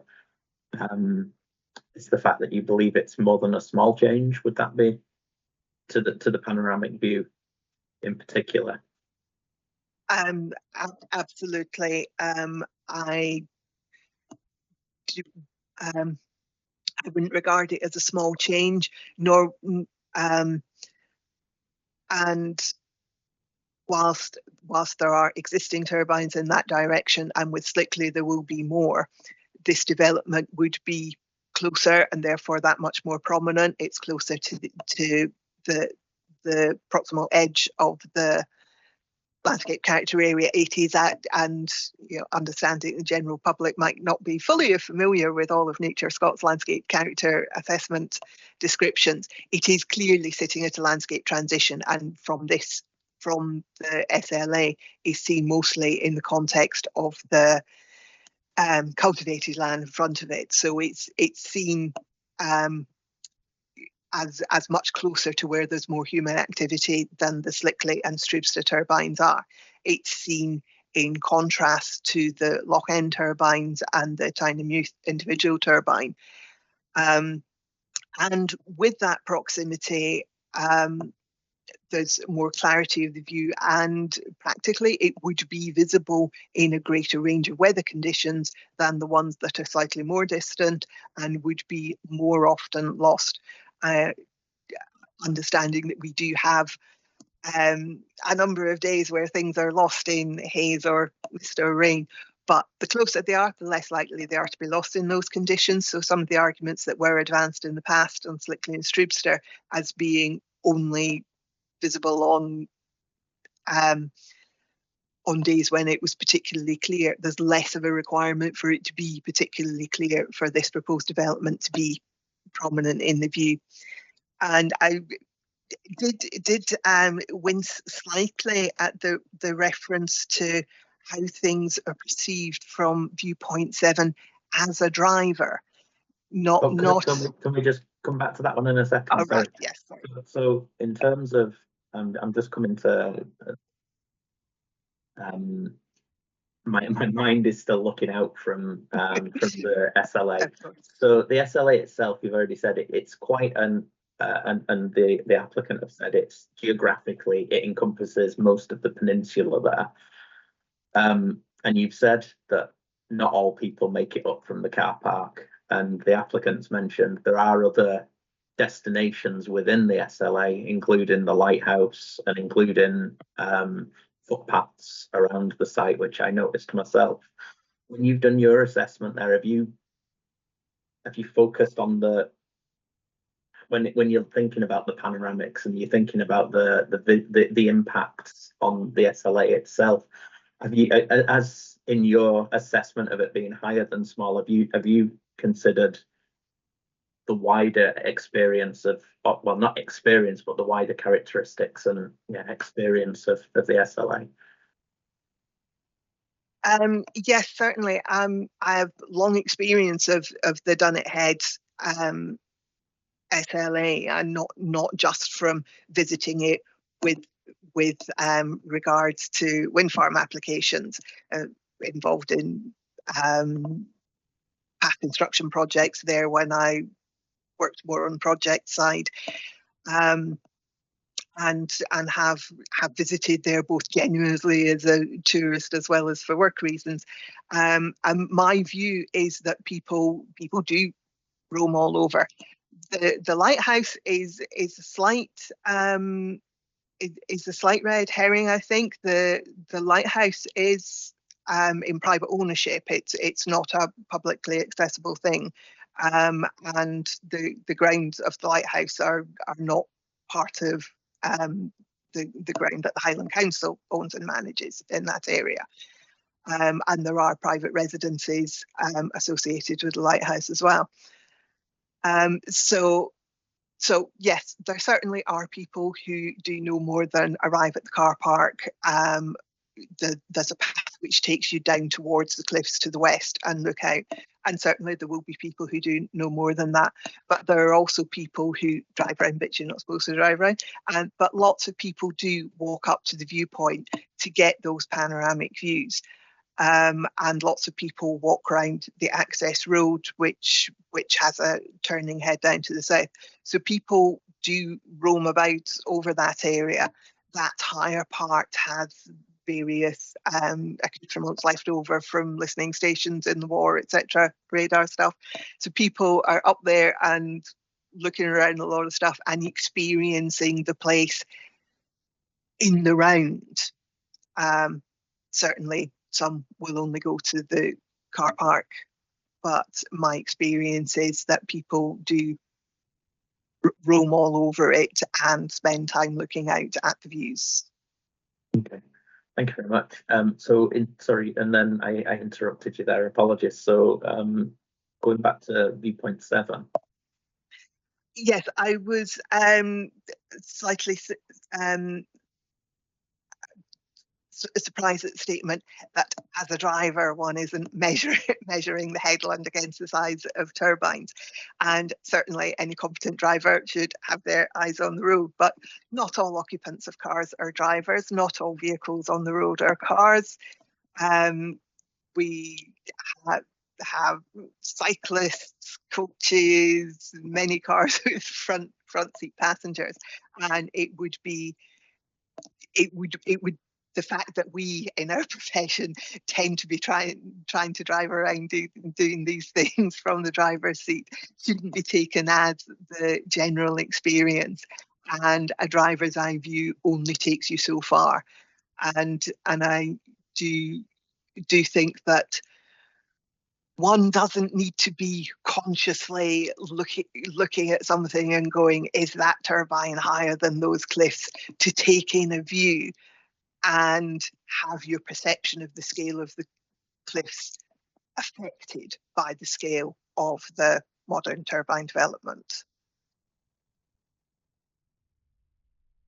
Would the applicant like to come back on any other points that have been raised there before we look to close the done it ahead element of this discussion? Yes, thank you, sir. Just in terms of references, I think it's 704 as the landscape sensitivity appraisal. And the particular viewpoint that I think is referenced is on page 91, which is North Coast West, overlooks Thurso, looking east and across to Dunnet Head, Leybourne Hill to the west of Thurso on A836. And the description of the view is an unusual view containing coastal town, rural settlement, agricultural land, scenic coast, dramatic distant headland. And it talks about the key reference points of key landscape character areas that are referenced to the integrity of the views, and it's CT8, which is Dunnet Head, and CT1, Dunnet, coastal crofts and small farms. So I think it is important to understand in terms of what viewpoint 7 represents is actually a relatively short view, and the juxtaposition was between the Thurso and Dunnet Head in terms of the view that was being brought out in terms of the capacity study. So the first thing is the transitory nature of the view, and the second matter that I think is important to draw out is the distance to the turbines, which is over 20 kilometres. And I think that is a really important factor, and its relationship to the headland, which I think has already been fully set out in the context of Ms. Fisher's evidence. So those are matters which we feel are relevant in your consideration. In terms of, before we finish Dunnet Head, I think it's worth just cross-referencing to CD 821, which is the Slickley decision. And in terms of that, the reporter's findings on the SLA are set out on paragraph 71. Just bear to with me 74. 1 second. Sorry, I'll open the document. Okay. So that was. I mean, I was only probably going to just give you references, sir, because it's not something Okay. that I need to read out Okay. in the sense of you've got plenty of time to go and read it at your leisure. But these matters were clearly matters that were also raised in the context of the Slickley application and the reporter's findings in relation to the 360. It is a 360 view from Dunnett, but does identify key elements within the view. And also paragraph 74, dealing with the specific point that's been raised again today in views to the southeast, is that the reporter identifies that there are basically houses sitting on top of the cliff, and they are much closer landscape elements which assist in the scale comparison. Now, those houses still exist, so there are points there which are of direct relevance, and many of the similar points that have been made by the council in the presentation today are ones which were made against the Slickley proposal. And I'm not saying that things are exactly the same. I can fully acknowledge that our turbines or the proposed turbines are slightly closer, but many of some of those points are ones which have a crossover and may be of assistance in considering the matter. And apart from that, I don't think there's anything further we'd wish to respond to. Thank you, sir. Point two for that's fine. So can I just to add to your references, you might also, Mr. Innes referred to the difference between the distance between Slickley and Hollandmey. Paragraph 75 and 76 of the reporter's decision are also potentially relevant, where he notes that in that case the appellant's updated cumulative assessment recognised at least the potential for cumulative effects with the proposed Hollandmey wind farm, but obviously didn't go on to consider that, but in detail for obvious reason. But that certainly indicates that the difference in distance between the two and the combination may make a significant difference. And I believe Ms. Cowling has taken the Slickley decision into account in reaching her conclusions. And if she has anything to add to that, I'm sure she will do, but she may not do. I don't think I've anything to add to that. Mr. Innes? Just one matter I wanted to raise, and it's a matter you raised with Ms. Cowling about integrity, and it wasn't really responded to. And to a degree, I got the slight impression that Ms. Cowling was also struggling a bit with the concept of the argument on integrity. And it'd be interesting to understand what her view is in terms of how this development adversely affects the integrity of the SLA. Ms. Cowling, would you like to respond to that? Or? I'm in a slightly difficult position of the fact that my advice, my consultation response in-house to this didn't state an effect on the integrity of the SLA. And although I appreciate that that has perhaps been interpreted and appears in the report of handling, it wasn't something that I had stated myself. So that does leave me slightly unsure how to respond on that. But is well, as a question, is there any particular concerns with the impact on the integrity that the council has?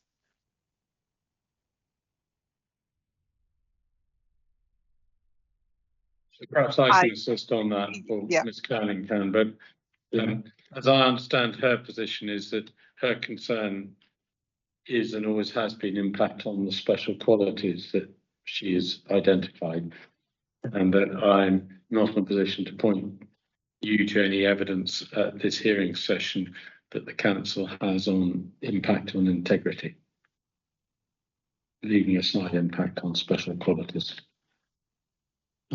It may be that there was a mission creep, if I can put it that way, in writing the report. But if one reads the substance of the report, one can see potentially where that has arisen. But certainly that's the position.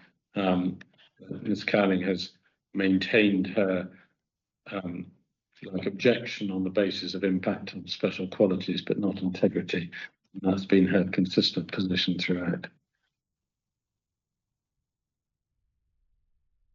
Does that offer any clarification to you there, Mr. Innes? I'm not sure it does. Is the council's position the effects would not be at the level that it would adversely affect the integrity of the SLA designation or not?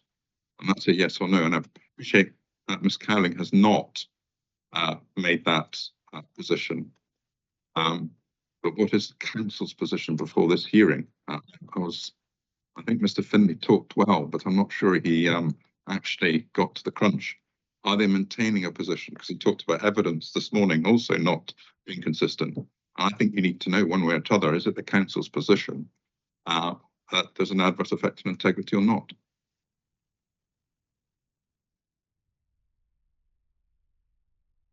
If we come to the objection itself, is the integrity specifically referenced as being impacted? It is. In terms of the nature of the objection, the word integrity is mentioned in the objection, and I think I did. It's an interesting position to be in, to be cross-examined by Mr. Innes, but I maintain the position that councillor is offering no evidence this morning to you that there's going to be an impact on integrity. Okay, well, I'm happy to, with the way things are, to leave that where that is. I think that's told me all I need to know about this special landscape area and the landscape character types. I think that we've done really well to get through in the morning. Unless there's anything people want to raise, what I'd suggest is we forgo any kind of short break and we just go straight to break for lunch and come back to deal with the visual impacts this afternoon. Before I give us a time, is there anything anybody else would like to raise regarding items 2 and 3? Item 2? No. Well, what I'd suggest is that we take a full hour for lunch and aim to come back for 1:05, if that suits parties. Yeah. Okay. Well, thank you very much for your time this morning, and I'll see everybody in an hour. Thank you.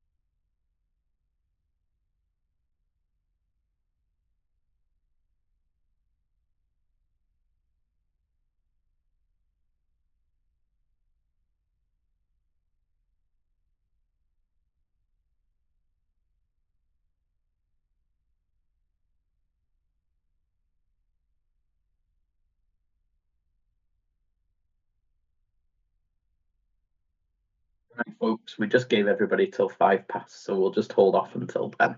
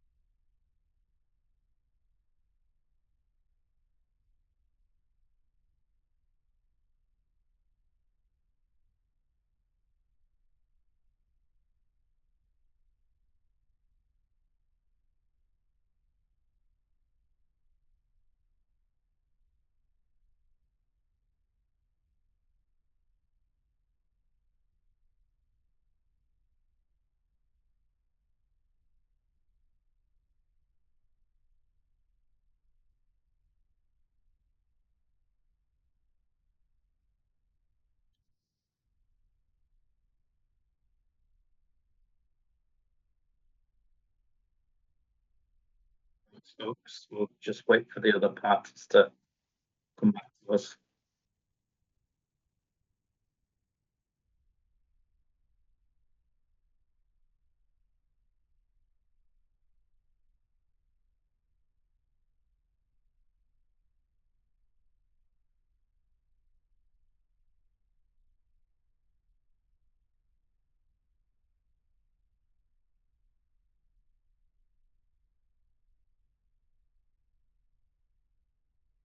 Do I understand it right that we're the only people that are going to be actually participating in this session? Yeah, and the other representative of the applicant. Yeah. Okay, so we'll reconvene then. So if anything has come back to mind on the previous item, there will be opportunity to go over that when we come to any other relevant matters relating to landscape and visual. So I know what it's like when you walk away from a discussion and suddenly remember something. So if there is anything that needs to be raised, there'll be an opportunity there. So the third item on today's agenda focuses on the visual impacts of the proposed development. But before we look at the viewpoints themselves in detail, I'd initially like the applicant to just talk me through the methodology for assessing the magnitude and significance of visual impacts, including the approach to establishing the sensitivity of receptors. Thank you. So I'm just going to start from the basics, as it were, in terms of visual receptors to begin with. Won't take too long, but we're moving on to the slightly more detailed part of that.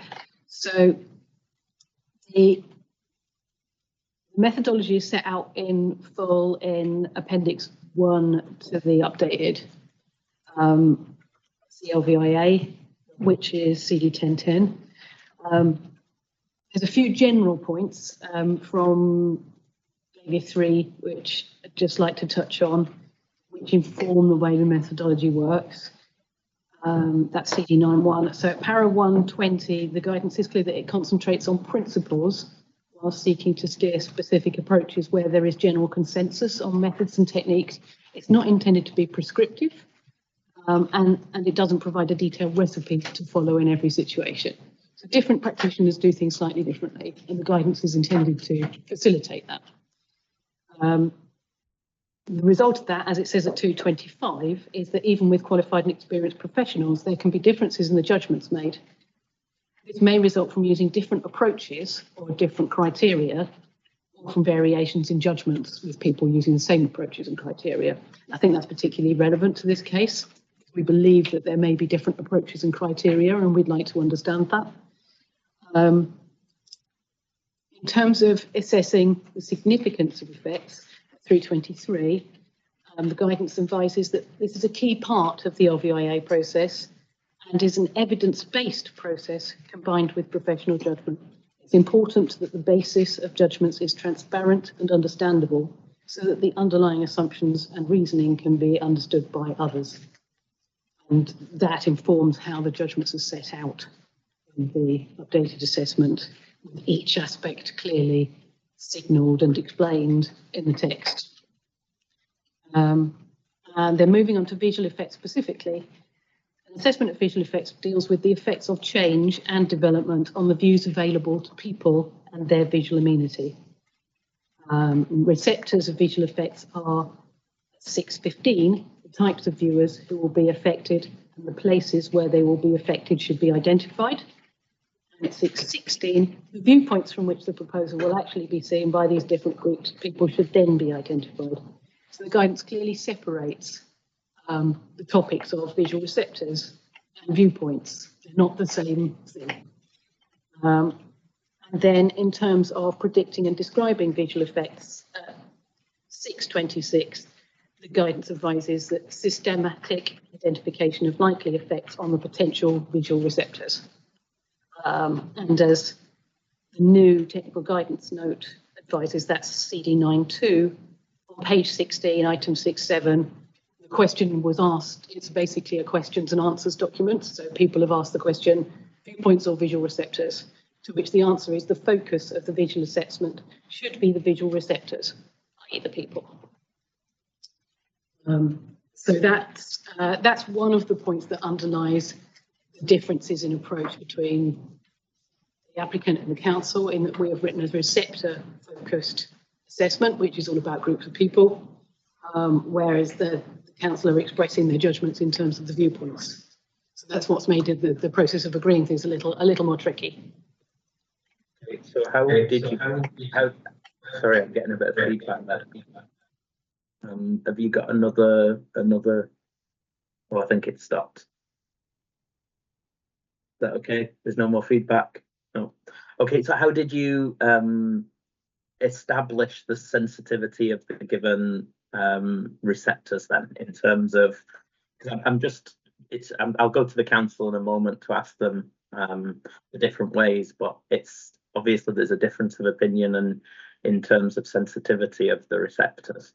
I'm looking at mainly the transitional routes and the tourists and the North Coast 500 users, where there seems to be a greater sensitivity applied by the council, and so I'm just wanting to understand the difference, I suppose, in approach as to why there's a different sensitivity been applied there between parties. So we'll work through an example in a minute, but basically, in terms of how I've done it, again, if we look at 632 of Levy 3, that advises that susceptibility of visual receptors to change is mainly a function of the occupation or activity of those people who are experiencing the view, and the extent to which their attention or interest may be focused on the view they experience. So when people are doing something else, for instance, like driving, there's some other activity that they're doing, generally their susceptibility tends to be a little bit lower. If they're only at a place to experience the view, or it's a place where they are often experiencing the view, like people at home, susceptibility tends to be higher.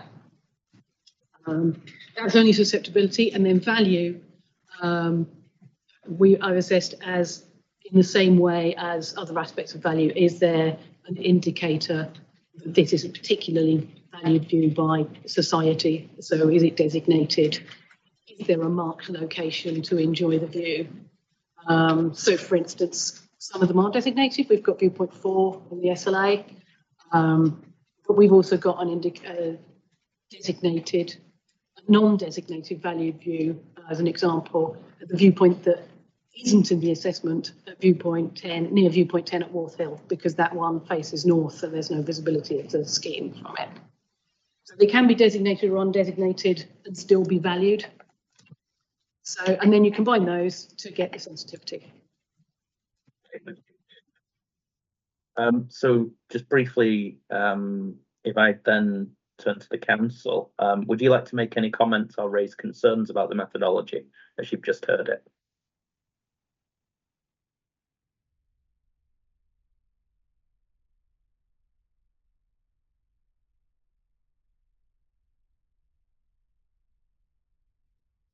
Let me know. Sorry. Oh, we have an echo. Is the, oh, there you go, it's gone. No. Has somebody got their Is that okay? Yeah. So in response to the receptors, the Highland Council, in my own assessment, was to take each receptor at each viewpoint, not a viewpoint analysis as set out by the applicant's witness. It was by the receptors that experience the view from that viewpoint. In terms of sensitivity of the visual receptors, I considered this at each viewpoint in terms of their susceptibility to changing views and visual amenity, and also the value attached to the particular views. This is also set out in Appendix 2 of the report of handling, and the extent they may be focused on views and their visual amenity. I think a lot of the differences between sensitivity comes to the weight that the Highland Council and my assessment gives to road users on the North Coast 500 as a designated tourist route and scenic route, where people are there enjoying the views from that routes around the North Coast 500, which include the A9, A99 and the A836, which was all part of the assessment of the applicant. I think that's all I've got to add at the moment to that. Okay, so before we continue, Unless there's another question there, sorry. No, I'm just saying, I'll just say, before I can do hear him. continue to the next question, would the applicant like to come back? I think there was one question that there was a point in the council's evidence that I didn't understand in relation to their ratings of sensitivity of visual receptors. And I think that's best illustrated if we just take a look at the Statement of Agreed Matters, CD 14.4.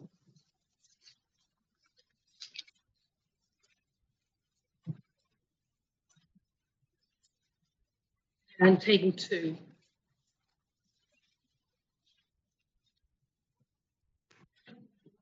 And in that, the first 5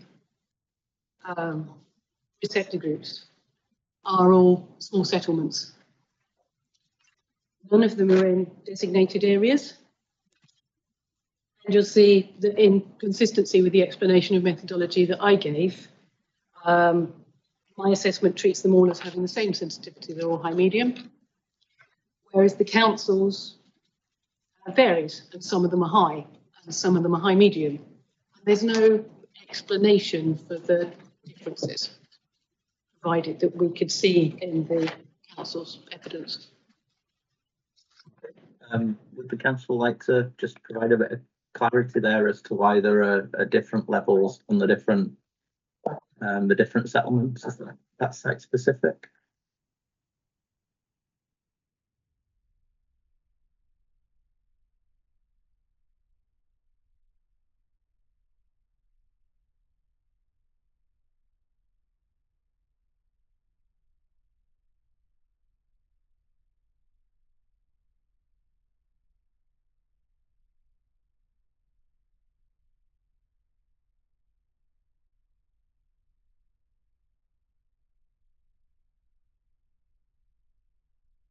If you can just give us a minute or two, because I think what's happened is that we've agreed a table in the Statement of Agreed Matters, which is in response to requests from the applicant. Nothing wrong with that at all, but I don't think they necessarily reflect particular assessments that, from the viewpoints or that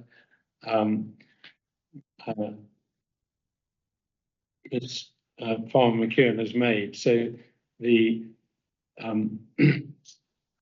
table 2 to which is not a viewpoint assessment table, but I'll see. But notwithstanding that, I note the point that the council suggests some are high and some are high medium, and just give Farmer McKeown a second or two to think why that is the case.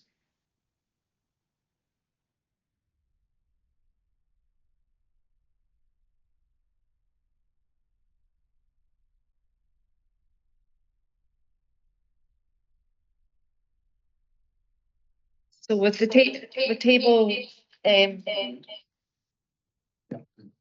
that the applicant is provided within visual receptors for this settlements, I've not included the road as such, the road users. It's more just a settlement.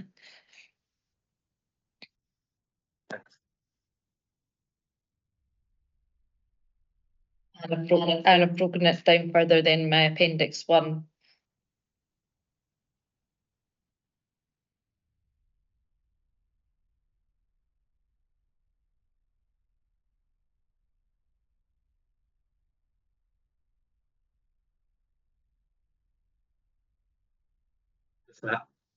Does that provide the clarity that you were looking?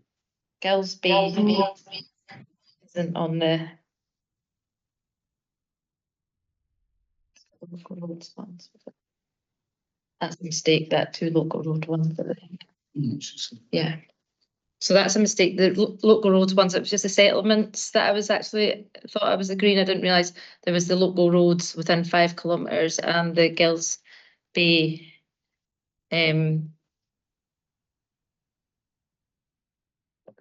I can St update Margaret's the Hope table. Ferry.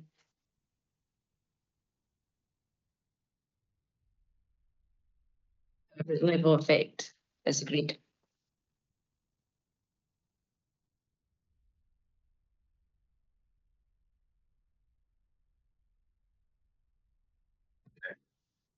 But I understand that it might be easier if we just work through the different viewpoints here and just have a look at them sequentially. Firstly, as I understand from the information I've got, council and applicant agree that there will be no significant effect on a number of viewpoints. But for the avoidance of doubt, can I just get, it's probably easier if I get the council to just list through these. We'll look at the ones, first of all, where we agree that there's no significant effects. Then we'll go to the ones where there are significant effects, but maybe the magnitude or sensitivity there's some dispute over. And then we'll go to the ones where there's a disagreement between effects. So this is before we go through them sequentially. I'd just like a list of them at the moment, if you can provide that. So can you just list to me the numbers of the ones where you agree that there's no significant effect, first of all? This is to the council. You look confused then with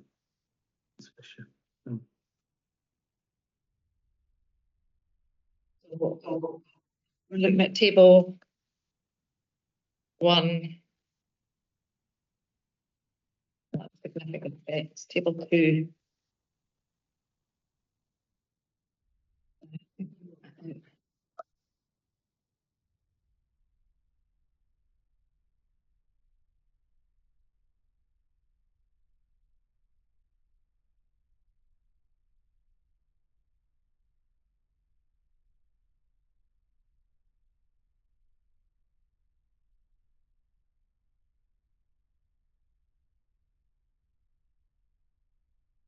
The list here somewhere.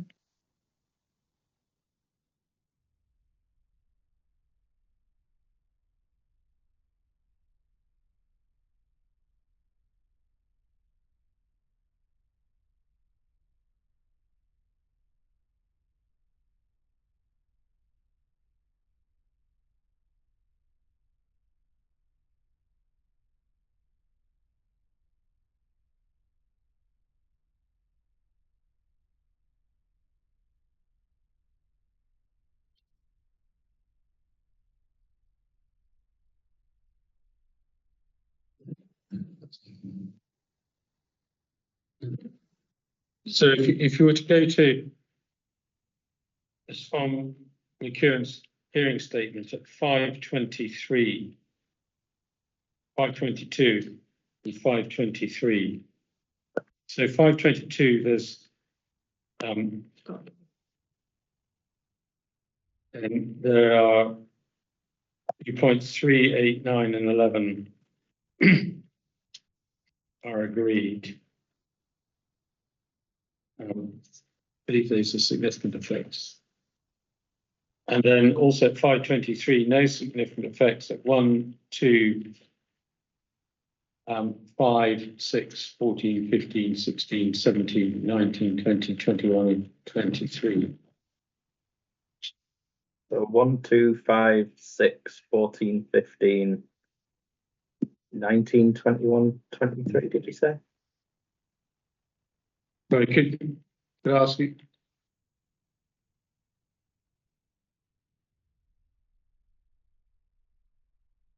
Ask you to, I don't know whether you caught that. It's just so that we're clear for whether we're in agreement that there's no significant effects, so that we don't focus on those this Well, afternoon. I think that's the list at 523, as I understand it. Okay. 1, 2, 5, 6, 14, 15, 16, 17, 19, 20, 21, and 23. Okay. And then there is agreed significant effects.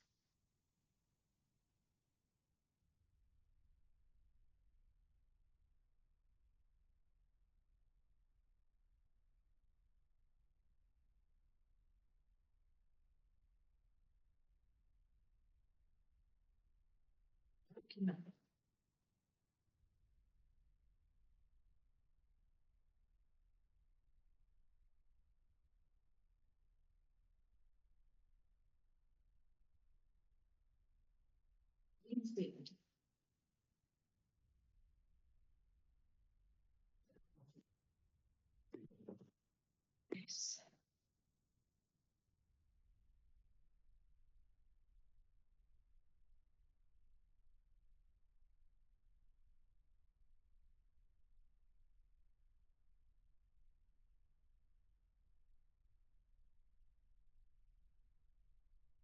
Official.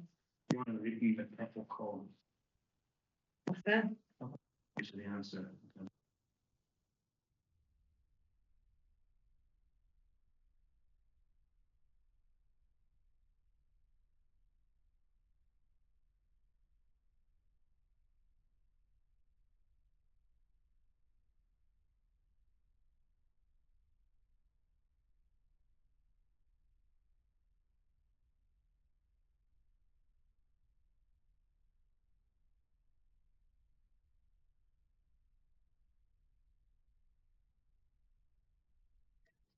Sorry about that.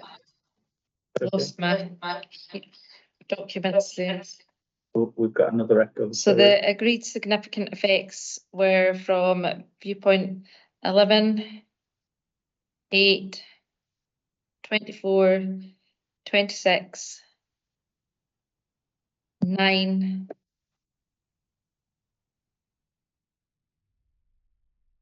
13,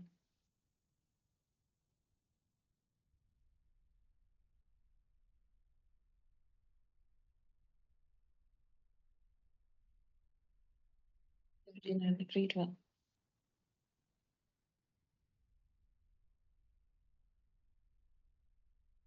And 3.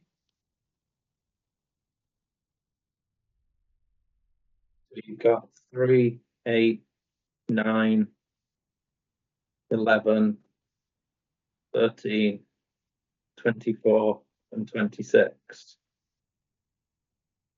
Yeah. Can I just go across to the applicant there just to check that we're talking here about where it's agreed that there are significant effects. Can the applicant maybe just tell me where they've found in the assessment that there will be significant effects? That might be the easier way, and then we can just cross-check across. Okay, so I think firstly you need to understand that the assessment provided is not viewpoint based. So I'll translate the question into places because all of my assessment is about people at places. We only use the viewpoints a bit like if you were testing water and you have boreholes, your report isn't about the boreholes, it's about the water. We use our viewpoints as those testing points, just a place to sample the effects. And then we use that to inform the assessment of effects on people in places. That's particularly relevant when it comes to people driving or walking along routes because they're travelling. So we do the whole thing. So, but in terms of your question about where our effects agreed and where our effects not agreed, I don't think we've got agreement on 13, which is Lyth. Is it Lyth or Lith? Someone from the council will probably tell me, but Lyth and Howth. Lyth. Because I haven't assessed significant effects at Lyth, so that's not agreed significant. So does 3, 8, 9, 11, 24 and 26? I'm also not clear on another aspect of the council's assessment. So when we've been discussing 24 in particular, one of their assessments in table and appendix 1 says it's significant and the other one doesn't. Okay. And I'm still not clear what the difference is between those two. Okay, well, we'll put that on the list of the ones that we'll go through when we sequentially go through there then. So 24 can go on to that. All I'm trying to do is to speed matters up so that we don't have to talk through those ones where we have agreement today. But 24 can go on to the query pile.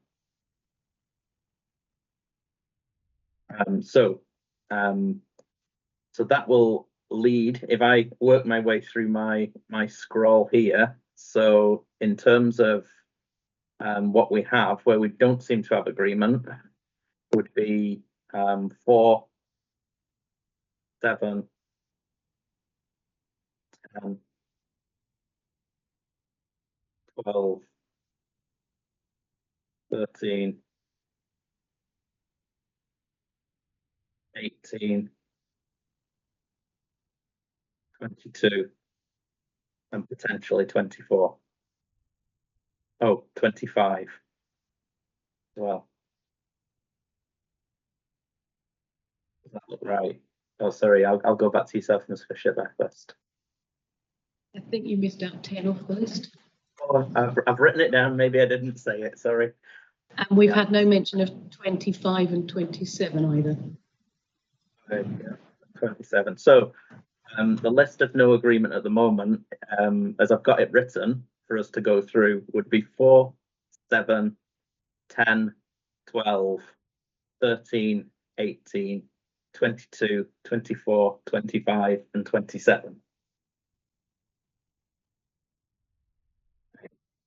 And I'm going to try and have us do this sequentially, just because, as we've already said, this is quite a substantial document. I'm going to be doing this using the physical document so that I can look at the visualizations as we talk through them. So as you get your papers in order, I'll get myself to number 4. Oh, sorry, Mr. Innes. Yeah, I just think before we start discussing the viewpoints and the visual receptors, we need to be clearly understanding what the individual assessor is assessing in terms of carrying out their assessment. We've had, I think, a general discussion about it, but I'm still not clear exactly what's happening. As I understood it from the council's witness, she went to the viewpoint and then considered what receptors would be at the viewpoint in judging the sensitivity and the value, and assessed the change at the viewpoint. So everything is at the viewpoint as far as the council's assessment is concerned. So that was dealing with one aspect of the equation, but it's then also understanding the magnitude of change, and then also understanding what baseline we're considering in the assessment that we're currently evaluating. And that's the bit in Appendix 1 that we couldn't work out as to exactly which baseline was being considered at various stages of the assessment. So I'd say our assessment's done as set out, with the baseline as set out. And really, we think we're down to one baseline, which includes slick, considering the impacts. The council appear to be presenting multiple scenarios, but it's not exactly clear which scenario is which from the tables.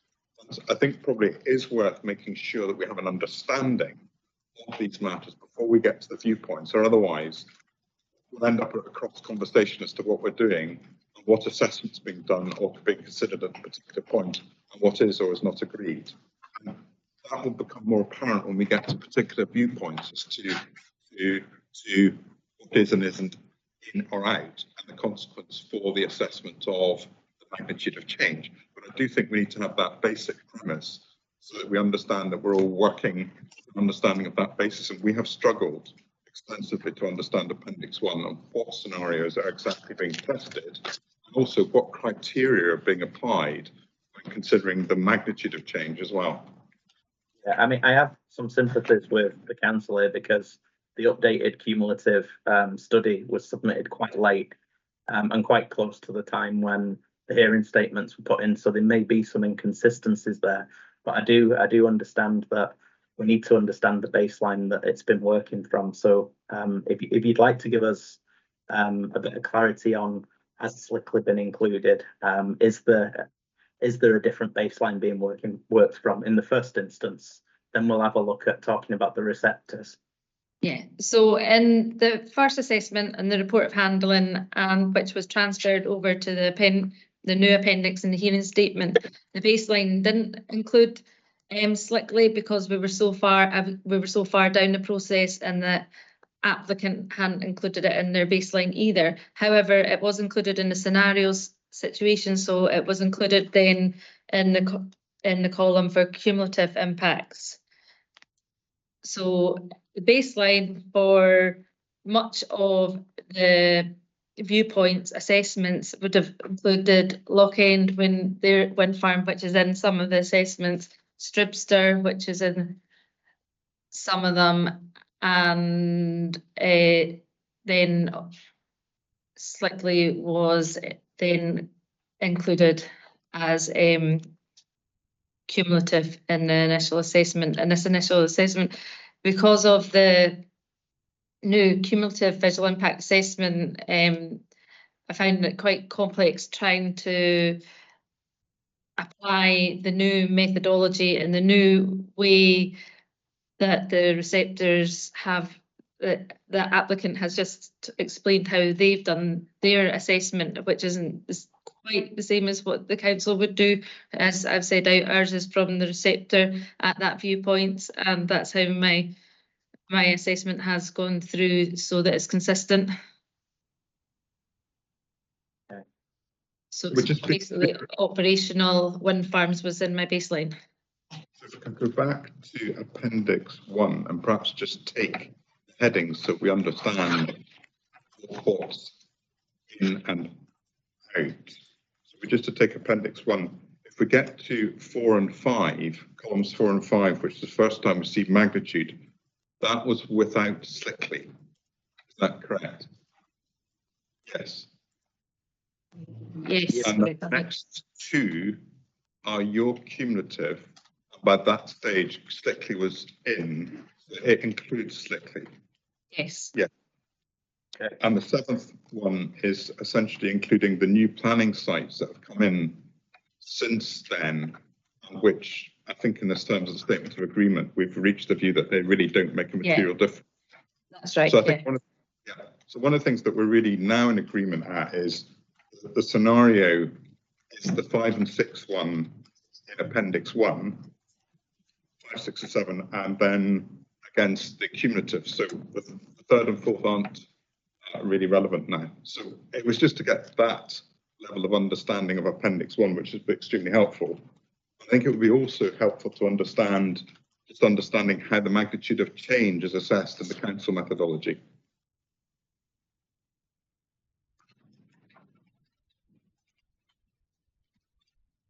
I mean, if you're able to provide that at the moment, how you've assessed the magnitude of change, or if it's been done on a, well, I won't put words. You can advise to me how you assess the magnitude. Yeah, I mean, it has been done by a viewpoint per viewpoint analysis, but each viewpoint is taken into consideration. And I mean, there's a number of factors that I've taken into consideration each viewpoint, such as distance, scale, the degree of change, geographical extent of an area influenced, its duration, reversibility, obviously. I mean, this is a large scale development. There's not much mitigation afforded through the visual impacts, through the siting and design. So there's a number of factors from each one that generally conforms with the guidance for assessing it. Yeah, and with, as was said earlier, the guide, any application of the guidance, different professionals are going to come to different conclusions, and that's to be expected. But as long as the methodology being followed is comparable, then that's understandable. Apologies, sorry, and I also, it was used against the methodology in the original EIA. So Appendix 7.1, have you got the CD 1.149. 1.149, given that there was no new cumulative impacts. There was no, I didn't feel there was a need for reassessing it against the new methodology. Okay.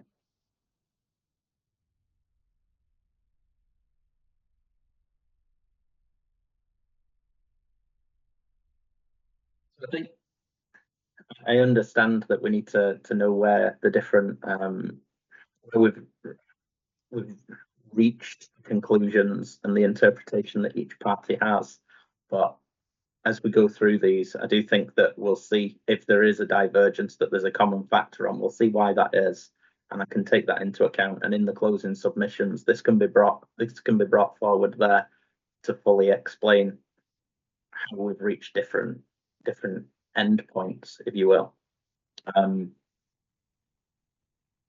Is there anything else that you'd like to say on this matter, either party, before we do look at these viewpoints?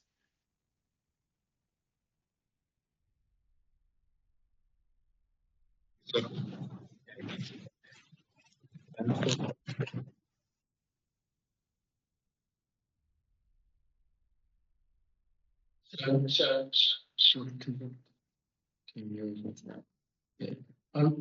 the same way that Mr. Ennis asked about our methodology, I have to say that we're not particularly clear about his witness's methodology in terms of her description of boreholes and water. It's not that analogy is not one that I think I or my witness have come across before. So it would just be helpful to have some further explanation as to why that differs from both the manner in which it differs both from the original EIAR and upon which Ms. Farmer-McEwen has based most of her assessment, just so that we have an understanding. I'm not criticising the witness for taking that view, but just to understand why one might reach different results if that's the case. Yeah, that's understandable if it's a different methodology to what the original analysis was based on, and the original recommendation to the council, and which resulted in the objection. It's reasonable to see why the methodology has changed and how. So as to the why, I am a different assessor to the original, and I wasn't 100% comfortable with the previous methodology. There were aspects of it which the council themselves have called into question, particularly in relation to the sensitivity judgments. And I took the view that it was better to reconsider it in full than to try and retain the judgments, considering that they've been questioned. So that's what I've done. And the methodology I use is different to the team that did the first assessment, which also no longer exists. So they weren't available to update the assessment. So in terms of how it differs, actually it's not a great deal. It's a fairly subtle difference. So I'm sorry if the borehole analogy was confusing. Basically, the viewpoints are simply used to judge the scale of change. So if I am stood looking at the view around me, the full 360 experience, just the direction of the site, to what degree does the view become different with the development included? And that, as was just discussed, is about how far away is it? Do you see it in one of the key views in an important direction? Is the view channeled straight towards the development? That will be a higher scale of effect than one that was looking away. How big is it? How much of it could see? To what degree it's screened? So it's a simple, how big is this change? Test at the location. How does that, sorry to cut you, how does that differ from a standard approach or from the council's approach? It only differs in that we only judge the scale of change. So when you're judging magnitude, there are three components. One is the scale of the change, and I would say that's the primary component. And then the other two factors when you're judging magnitude are the extent of the effect. Where does it happen? And the duration of the effect, how long does it happen for? And you combine those three to reach a judgment of magnitude. Now, in my opinion, if your purpose is to assess effects on receptors, the better way of doing it. So if, for instance, let's move to an example of a village, your viewpoint's at the most open point in the village. You go there to judge the scale of effect. So you could, for instance, take this for, I think one of the examples we'll probably work through will be East May, which is viewpoint 29.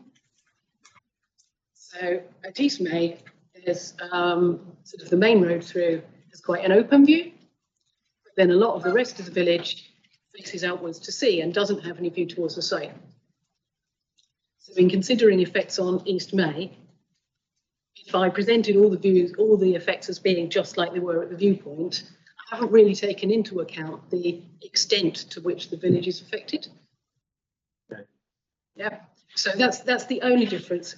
And as I say, because scale of effect is still the main factor in magnitude, the other two factors only make adjustments a bit, and you can see exactly where I've made any adjustment because I use the same word for scale of effect and for magnitude. So if, for instance, I say it's a small scale of effect and it's still small magnitude, you know that the extent hasn't really adjusted the judgment of scale.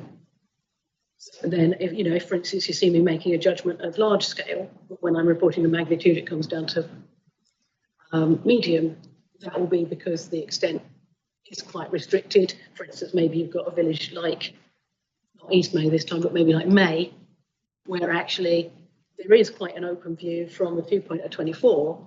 Actually, from the whole of the rest of the village, you can't see anything. Yeah, so that's all. It's a fairly subtle difference, but it does sometimes make a difference to the judgments that are made, because I haven't, for a lot of viewpoints, if you're going to ask me what judgment I made about magnitude, well, I didn't make one, because I made one about the receptor of viewpoint.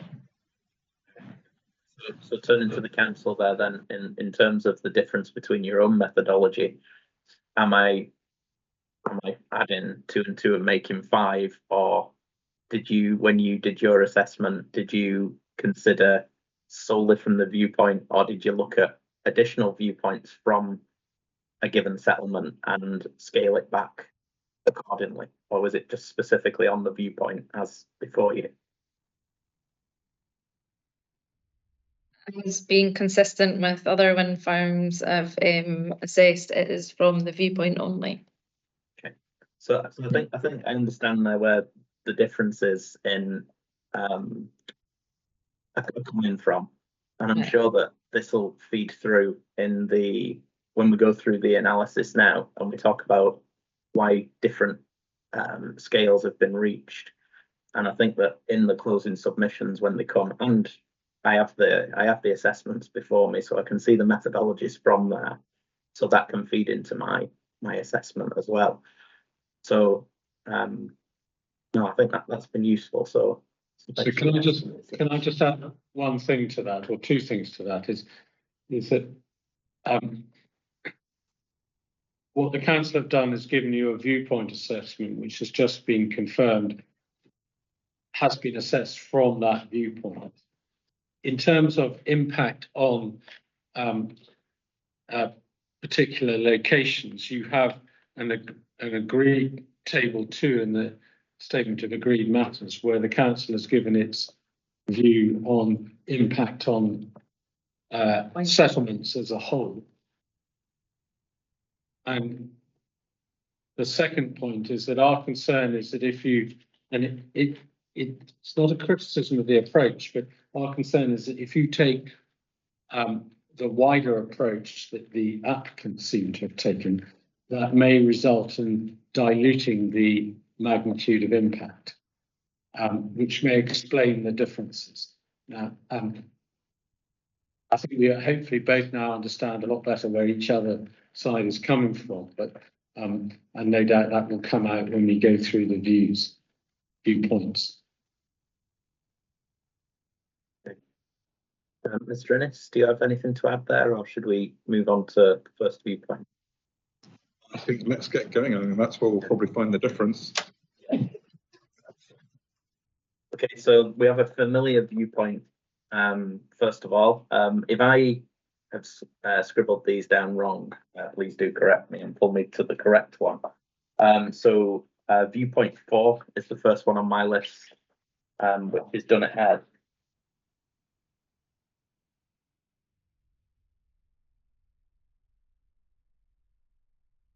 I have some here and some on screen, so sometimes I'll be looking this way and sometimes I'll be looking this way. So okay, so I have done it head before me, So what I think I'll do, I'm going to ask the applicant to work through the list to describe each viewpoint and their assessment of the magnitude of the impact or of the level of impact. When they've finished, the council will be invited to provide their own interpretation before I return to the applicant to see if they have anything to add. Again, I don't expect parties to reach any agreement on the magnitude of change or the significance of the impacts today at all, and neither do I intend to reach any conclusions. What's important is that I fully appreciate where you're coming from and what your position is. And we may find that there is actually agreement on more than others if we're cross-referencing back to the actual impact on the settlements in the other table. But we'll get to that when we come to it. So I'll hand over to yourself, Mr. Innes, and your team to start with the first viewpoint, which is number 4.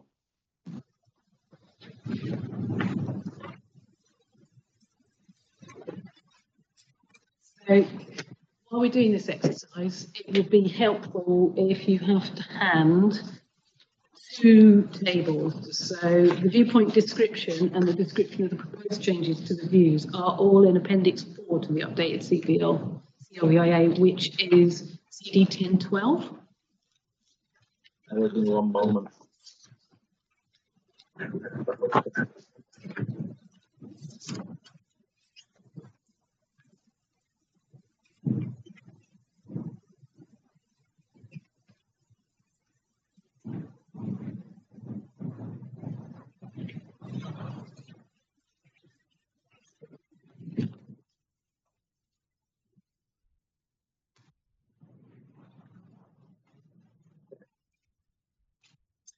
And the other page to have handy is page 17 of the updated CLVIA, which shows table 1, which is a full list of all the viewpoints and the scale of effect.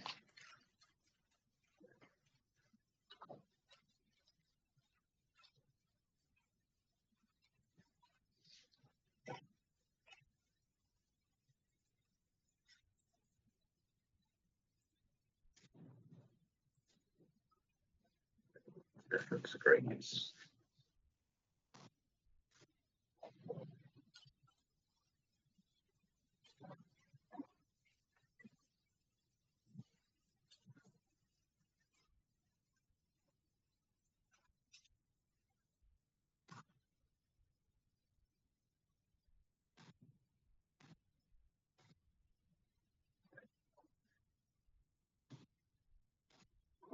So as we've already discussed this viewpoint, and I've previously set out my opinion of effects earlier, I probably won't go into it again, but as you can see from the documents that I've referred you to, there's a baseline description of the key features of the existing view, including all the important bits that we were discussing from the SLA description, and references to what else you can see, the settled coastal farmland, occasional areas of forestry and moorland, looking in the direction of the site, and some existing turbines and the consented schemes at Slickley and Hoy will be visible. And in terms of predicted changes, a simple observation that you would see the proposed development behind the single turbine that's already there and Lock End Wind Farm, but in front of Slickley and Stroopter, and you'd perceive it as being part of that large group of turbines. They would appear larger than the rest of the group, would slightly extend it, but not markedly so. And I've assessed the scale of change as being small and adverse in the context of a full 360 view.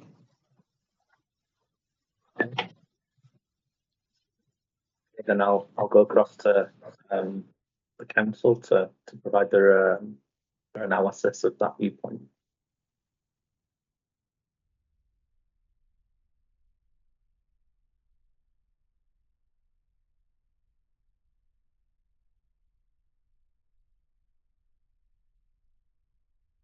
So I would refer you to my hearing statement, Appendix 1, and the analysis that's provided there under viewpoint 4, which sets out that within the view, the proposed development would lead to an increase in the wind farm influence and horizontal extent of turbines. The composition could be improved with the removal of turbine 1. However, the scale of turbines will appear to be in contrast with the existing consented wind energy. It's considered that the applicant has underassessed the magnitude effect. This viewpoint is within the Dunnet SLA, where there would be adverse effects on the scale of the Dunnet Head cliffs. As such, the proposed development would have a high degree of prominence in view and include effects of perception of scale and distance in the landscape, tending to make the site appear closer to the sea cliffs and smaller, drawing increased attention to a portion of the view already containing more distant development, which would be highlighted by the introduction of this development. As such, there would be significant effects both on its own and cumulatively. My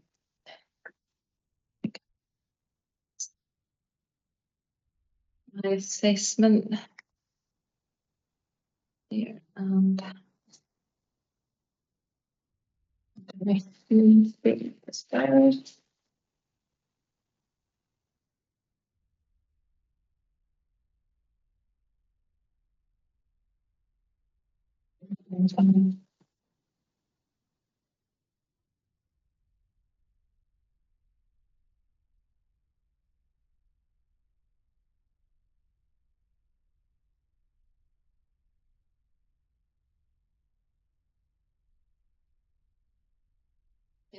so I also, in paragraph 5.26 of my hearing statement, I also make reference to Dunnet Head viewpoint, which contributes significantly to the local and regional sense of place, and it is recognised as a key tourist destination in mainland Britain. Dunnet Head is identified, and I don't have to read all it. This is any particular point. Yeah, and also just the views are particularly expansive in the direction of the proposed development for the high rocky cliffs in the centre of the view. The turbines would be prominent from Dunnet Head, with other developments already in view, as I said previously. And this one's bringing it closer to that viewpoint.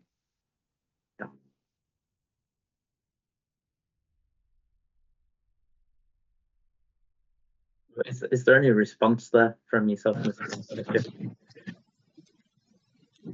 Yeah, I just wanted to add something. Because this is a specific visitor viewpoint location, it's also assessed as a receptor in its own right in the updated CLVA. So I gave you the assessment of the scale of effect from the viewpoint. Then it's also assessed as a receptor because people go there specially to see the view. So in terms of the effects on that, I think just taking account of what the council was saying relating to sensitivity, there doesn't appear to be a disagreement about sensitivity.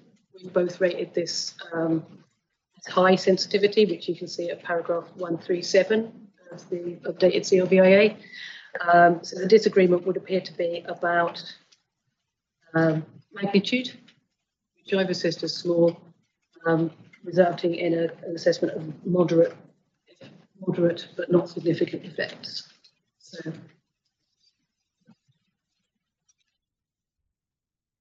That makes sense.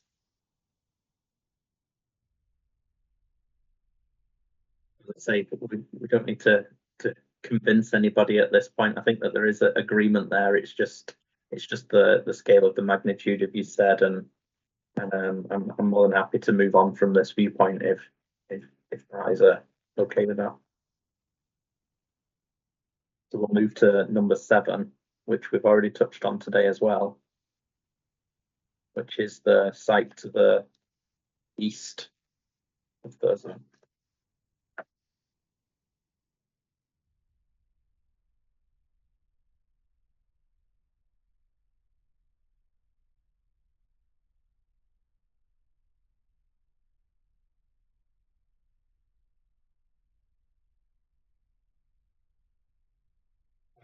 Of Thursday, apologies.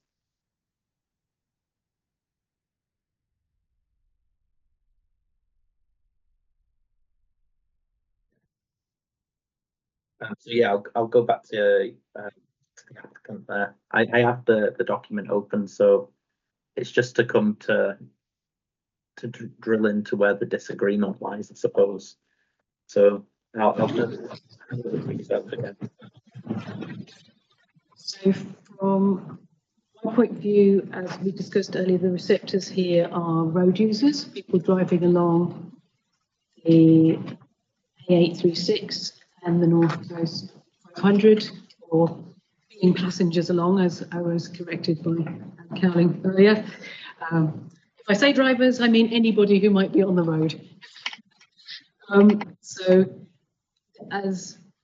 given that, so we'll have a combination of tourists here who are not travelling solely to enjoy the views. They're going to places, they're visiting, they've got destinations they want to visit along the way, but they are driving for pleasure, as it were, as much as they are for getting to places. And then we've got people, local road users or longer distance road users, who are travelling along an A road to get to their destination. So they're generally of medium susceptibility, this group. Apart the tourists, I've rated as high medium. So not the highest, they're not there solely to experience the view, but they will be enjoying them. And then in terms of the value of the views, this isn't a designated location. There's no specific provision set aside anymore to enjoy these views. The layby's been removed. So it's not a value view, it's of community, everyday community value. Taking those both into consideration, I consider the receptors here to be medium sensitivity. That's both sets, the tourists and the road users. And in terms of the scale of change, it's more than 20 kilometres to the proposed development, and it will be seen amongst a cluster of other turbines, or close to a cluster of another turbines. It would extend the existing group, but it's a long way in the distance. And this is a fleeting view for drivers on an A road. It's not a slow route. So I've assessed as a negligible scale of effect. And then it's been taken into account as part of the consideration of the users of the two routes. Okay, so am I right, just in my initial analysis and understanding of this, asking yourself and the council, is the main difference with this viewpoint the fact that a greater sensitivity has been applied to North Coast 500 users in particular? So yes, so I mean, I've taken it as a medium high because I've taken into account the local road users and also the users of the North Coast 500.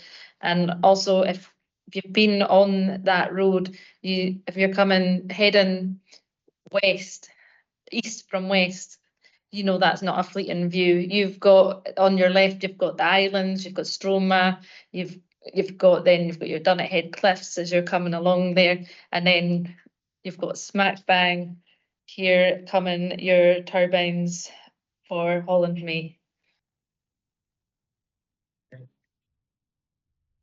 This development would be more prominent, and it definitely draw the eye to the turbines away from this scenic nature of the view.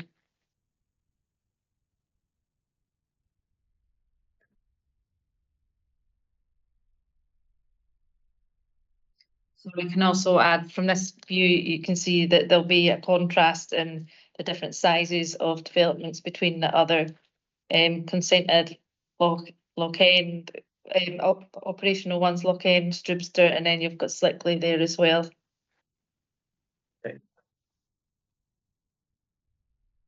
I understand the difference there. So unless there's something additional that the applicant wants to add to that, it's, yeah, Mr. Innes. No, I think it's not me that's going to be responding. Oh, sorry. Landscape witness will be responding. Yeah. It's not just a difference in relation to sensitivity. The difference between the parties in relation to sensitivity is quite minor. I've said medium, they've said medium high. There's not much of a difference. The real difference is in the magnitude of effect, where the council have assessed it as medium at 20 kilometres. That's quite an unusual finding. So I think it needs more justification. It's a very difficult one to understand. Is there anything additional that you want to add to that there?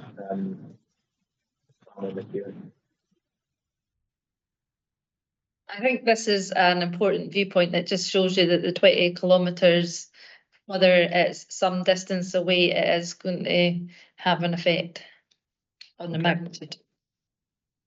Okay. Well, I've got the documents before me. I've made my own site visits and I have some views of my own on this. So I appreciate your positions on this one. And I think that we'll end up really going round in circles if we carry on back and forward. So I think I'd suggest we just move to viewpoint number 10. Unless somebody has anything burning they'd like to add to that one.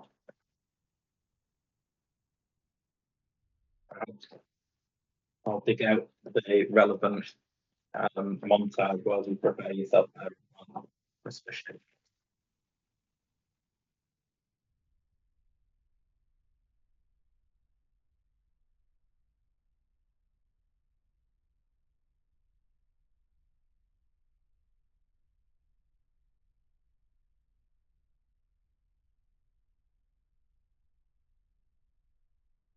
Over at Wharf Hill. Well, the A99 So this viewpoint was one of the ones that was moved because for reasons that were explained in the updated CLVIA. So it now more closely represents the views of the majority of people would be there. Not many people actually walk up the hill who are driving along the A99. Now, hopefully when you undertook your site visit, you found the actual viewpoint, the panoramic viewpoint of the A99, which is the other side of the hill. So this is, again, I've explained judgments of sensitivity for road users. It's a very similar group. It's another A road, also part of the North Coast 500. So once again, it's medium sensitivity in my assessment. And again, moving to Appendix 4 to the updated CLVIA, we see we've got a description located on the south-facing slopes of Wharf Hill as the A99 kind of curves round the hill. And you sort of you come round the hill and then this view just opens up. And in front of you in your direction of travel, you can currently see Stroopster. Slickley would be added to that, creating quite a large and fairly close group of turbines. And then slightly further round to the right, you would see the proposed development in front of Lock End, which is small and quite distant from there,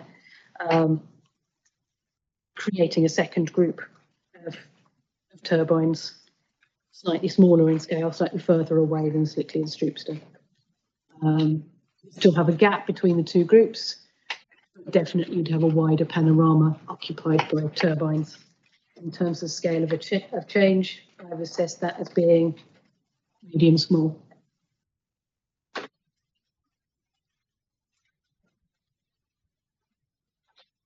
Just get some notes there.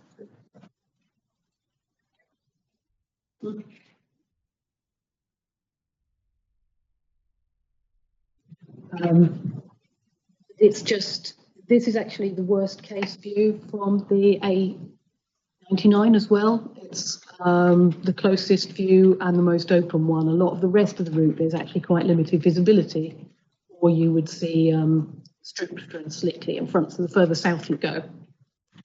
For instance, viewpoint 14, you see Stroopster and Slickley in front of the proposed development when it's visible. So just this brief stretch, I would say, sort of just south of Wharf Hill, north of Frettick and Tofts, where you get a view that's similar to this. Otherwise, it's Lake Tips or the development behind Slickley and Stroopster. And then turning to the council, just to explain your own assessment of the impact here.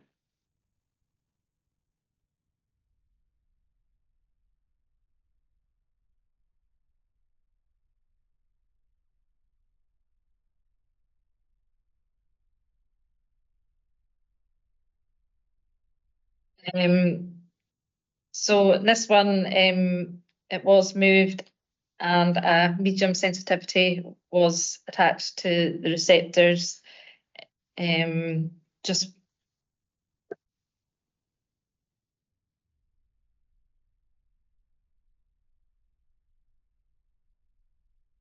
sorry, I've lost my track.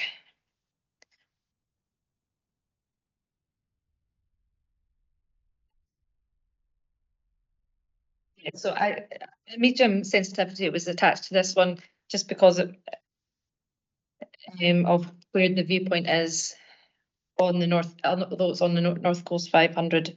It was where it was it's located. I can't remember.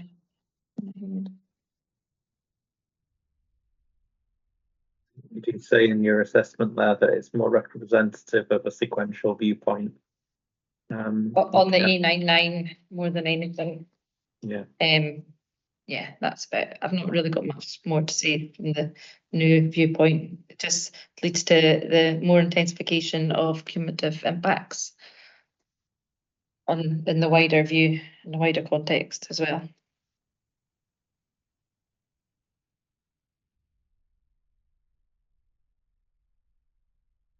In terms of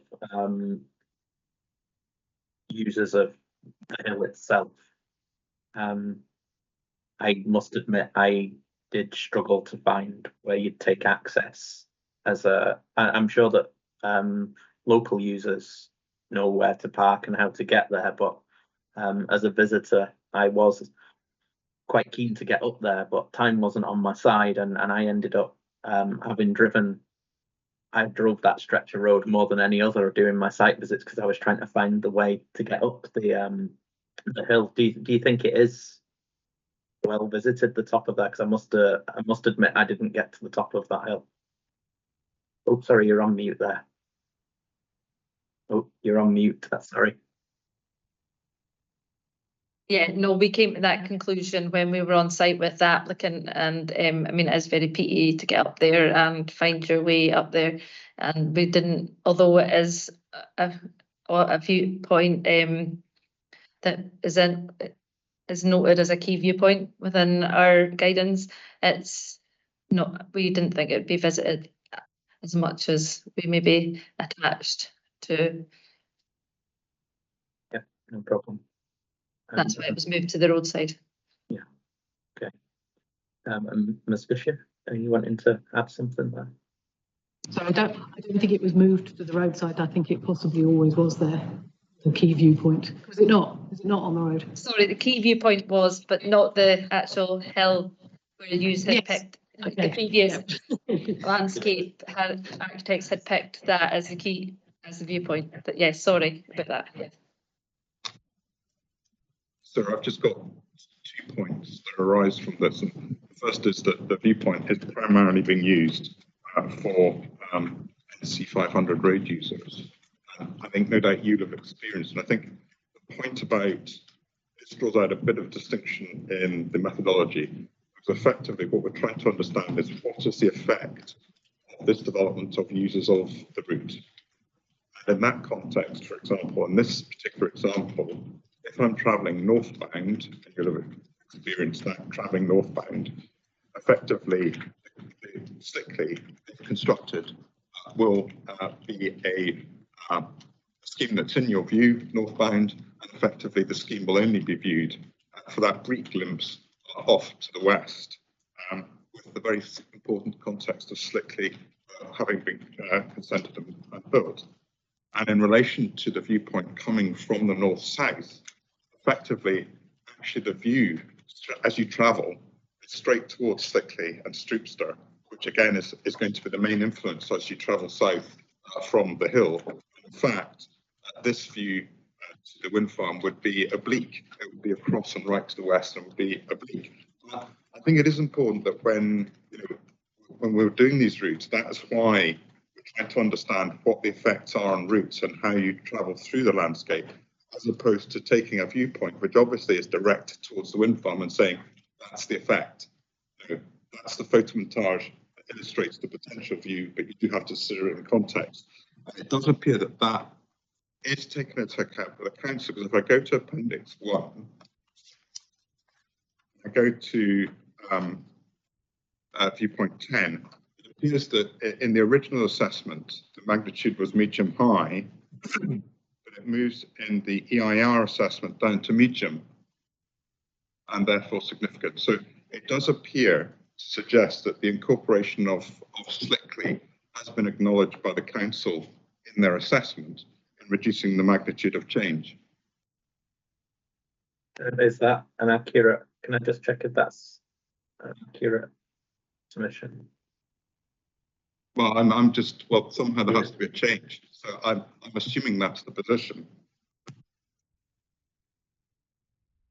It only changed because the viewpoint changed. Right. Oh.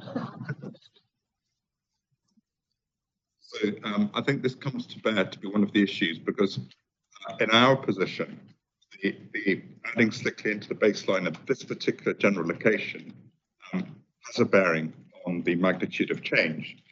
And also in the context of, if we're looking at the cumulative effects, yes, there may be cumulative effects, but which scheme is having the greater cumulative effect at that particular location? And it's Slickley, because it's directly in the views, both north and south back. So if I'm looking at a cumulative effect, it's Slickley that's creating it. And we're very much in the background in an oblique view.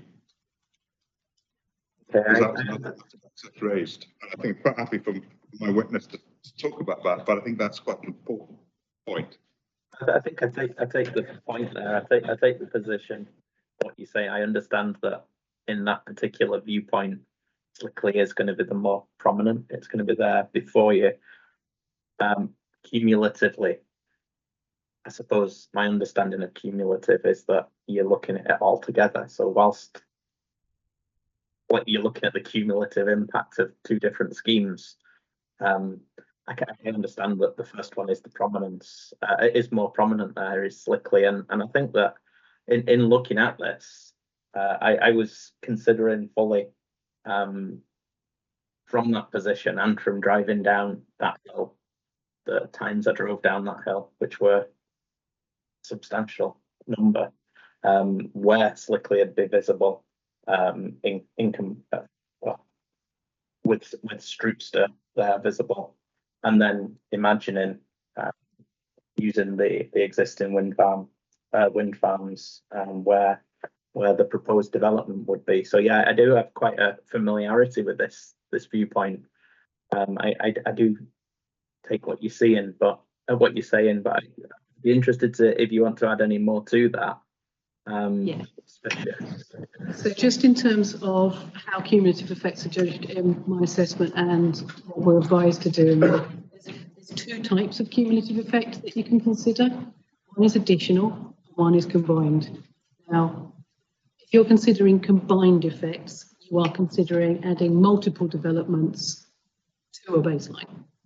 So if, for instance, you were going to do that for this, you could perhaps start from an empty skyline and judge the effect of adding all of the developments, and you could say that was cumulative. However, what that isn't is realistic, because that's not what's happening. What's happening is that the existing developments are there. Slickley will be there in future. There's no reason to believe it won't be built. And so the actual baseline in future, when if Hollandmey were to be built, would be the view that you would see with Lock End off to the right, with Stroopster straight ahead, and with Slickley straight ahead. That's the future baseline. The cumulative effect is of adding Hollandmey to that, the degree of change that would arise. Some people don't do it like that. Sometimes you see people giving effects combined judgments. They will always tend to be higher because they're adding all of the developments in. So for instance, we may find, because we don't know the basis of the council's judgments, they may be adding both Slickley and the proposed development to the baseline and saying what magnitude of change of that is. Well, I demand. Well, So, I will again but put for word. clarity, mine aren't about that. Mine are just this development, add it into that future baseline. Yeah, so does the council's future baseline include Slickley when they've done the assessment? I suppose is the simple question. It has partly, but it depends how you know the road. So it depends on the orientation you are on that road, because it changes quite fast when you're coming round that bend. So you do have straight away, you've got Hollandmey, and then as you straighten round, then you'll have Slickley. So it has been taken into consideration with this viewpoint, just because of the orientation of the road. Okay. When you're driving south.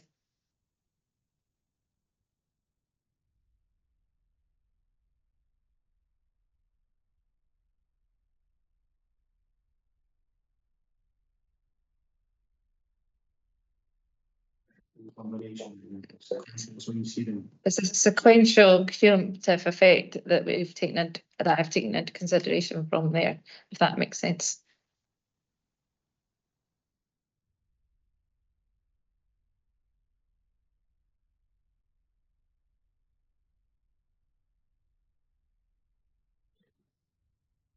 And Ms. Fisher, do you want to add anything to the sequential cumulative effect? Well, I'm still not sure that the council actually answered the question asked there, but anyway, in terms of the sequential effect, that's what's assessed in the updated cumulative assessment. So I've described the journeys going south and north and set out the effect there. There's also, just for the A836 and A99, the figure which shows visibility from the North Coast 500 is another way of showing that journey. That's figure, I need to find my notes, 5.8. So 5.8 or 5.8A, just let me find my note.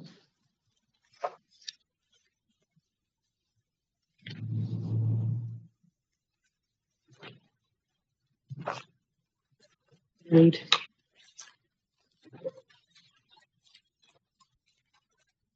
Basically, there's a graph, and that's got a combination of visibility and proximity on it, and it also shows all of the wind farms. So basically, as the graph comes up to the top of the peak, it means the wind farm is closer. So it works the way around for your brain, if you like. The higher effects are the closer effects. But it shows you, for instance, that a lot of the time on this route, let me just find the right figure number. CD107, 5.8A. And it's another way of, essentially it's based on the ZTV, it just shows the information in another way. And it's quite useful for understanding the effects on a route. So if we just take a quick look at that. It's opening. You were struggling today. Right, okay. Oh yeah, I see this one. I've looked at this one, yeah. So it looks a bit scary to begin with, but basically Hollandmey is in red.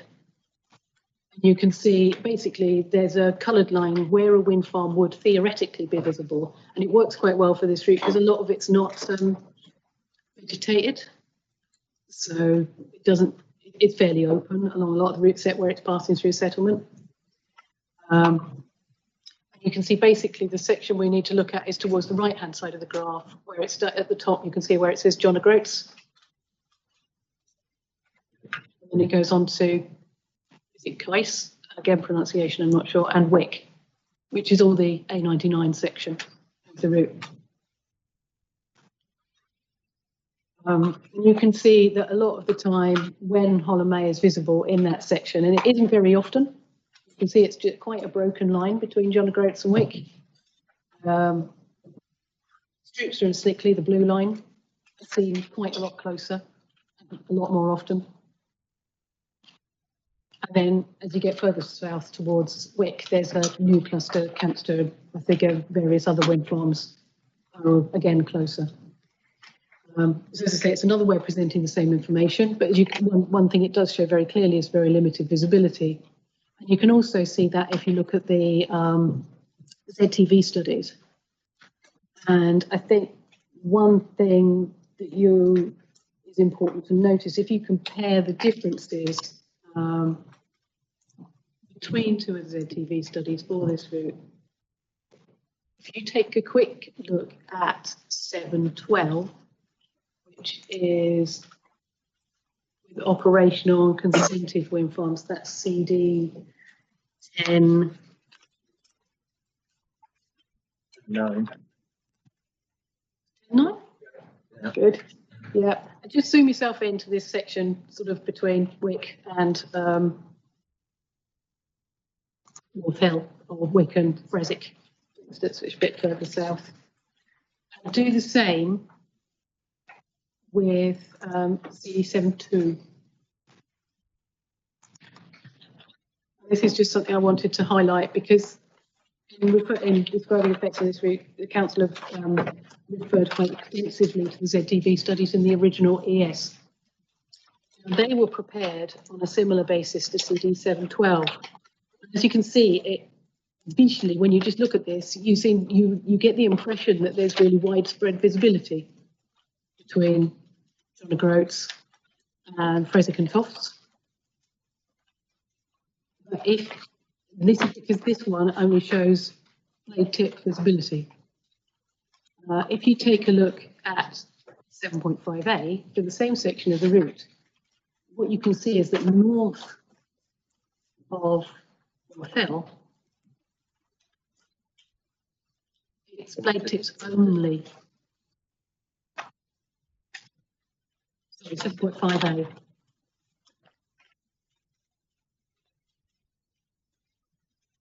With a short stretch where you can see 1 or 2 hubs. So this is just an illustration of the very limited visibility north of North Hill and the incorrect impression you might get from looking at some of the ZTV studies because of the way they're prepared. It's exactly the same data, just presented in a different way.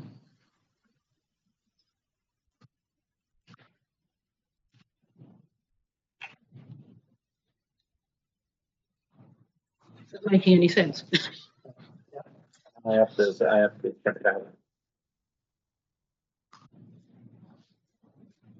It's useful. It'll be useful because obviously the sequential effects of the users of that road are an important part of the issues before us. So Yeah.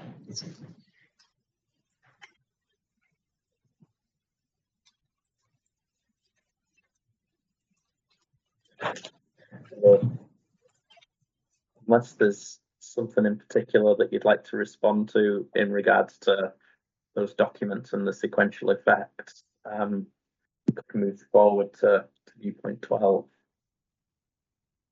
I think this is going to come up a few times.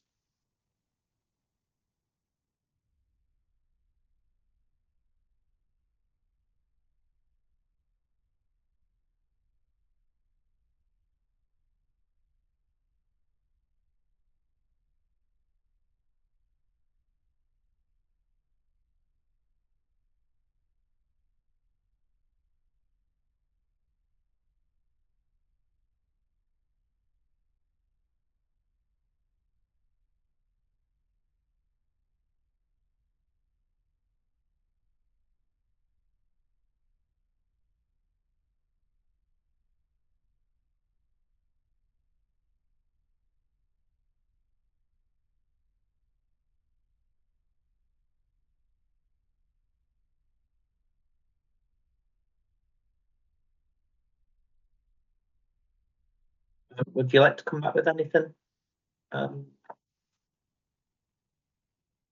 at the moment for this one. Okay. Well, what we'll do is we can move on to viewpoint 12, which I believe is the next of the ones where there's no agreement. And I'll get the right documents open again.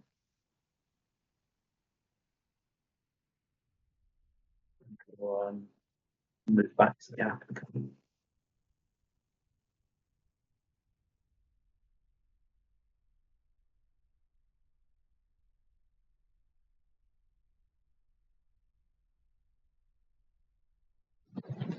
So with this one, it's helpful while you're looking to take a look at the first of the figures, so panel 1, rather than zooming into the montage, because the wider context is very important for this one. If you're looking at the left-hand panorama on panel 1, so again, back to my appendix 4 for the description. It's a minor road, Bower, which is a fairly dispersed area of settlement. The houses are quite far apart. And you're looking across gently rolling fields, occasional blocks of woodland farms, rural properties. It's quite an open landscape. We've got a few hedges, dry stone walls, fences dividing up. And in the distance, you can see forestry and moorland, along with Lockend, Stroopster, and what will be Sickley wind farm. So Stroopster and Sickley in the wireline form are grouped to the right. Proposed development was seen in front of and to the right of Lockend wind farm. It's noticeably larger than Lockend, but would be of the two groups basically. It's a similar scale to Stroopster and Sickley. If you look at the two groups, broadly similar in terms of their extent. Turbines are a little larger maybe, but not visually, but not much so. So they form two similar groups. I've assessed effects here. It's about 7.8, so about 8 kilometres away, as being a small scale of change. And the sensitivity of the receptors here would be the same as for all settlements, so high, medium. So the assessment for Bower, which is the settlement, is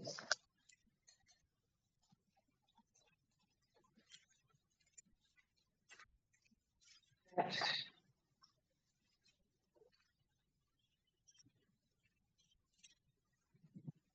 158 the updated assessment, and it's one of the settlements that's actually covered in detail in Appendix 7, which is CD 1015. But in summary, I've assessed it as being moderate minor. Magnitude of effect.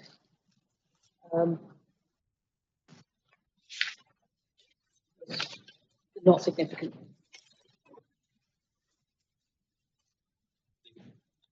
So I turn to the council. Can you just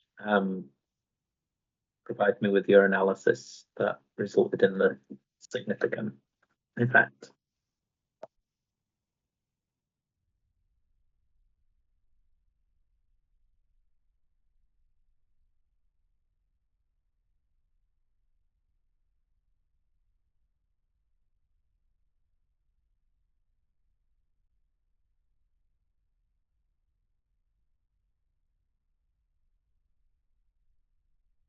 So from this viewpoint, I think I've assessed magnitude as higher, given that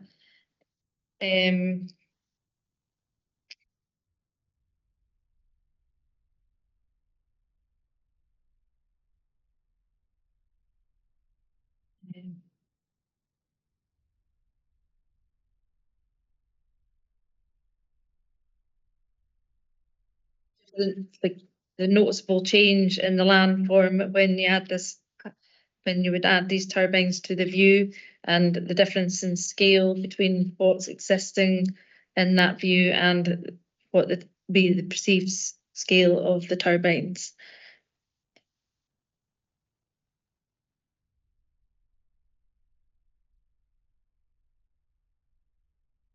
Again, the turbines would be a noticeable new large-scale feature in the horizon. presenting as an unbalanced array of turbines in the moorland.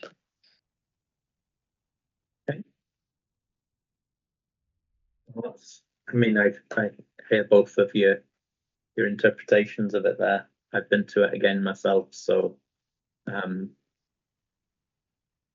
would the applicant like to come back on anything? What's just been said in particular, I suppose, with the magnitude being higher.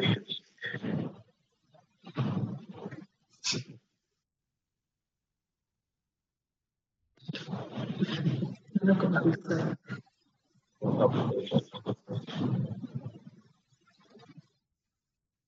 This is just one of those where a different interpretation has been reached, and I'm more than happy to just, you know, I'll view it on my own. I'll take both views into account and come to my own conclusion. Thanks. So looking at 13, which is a similar. We'll give it a number, right? It's on my other.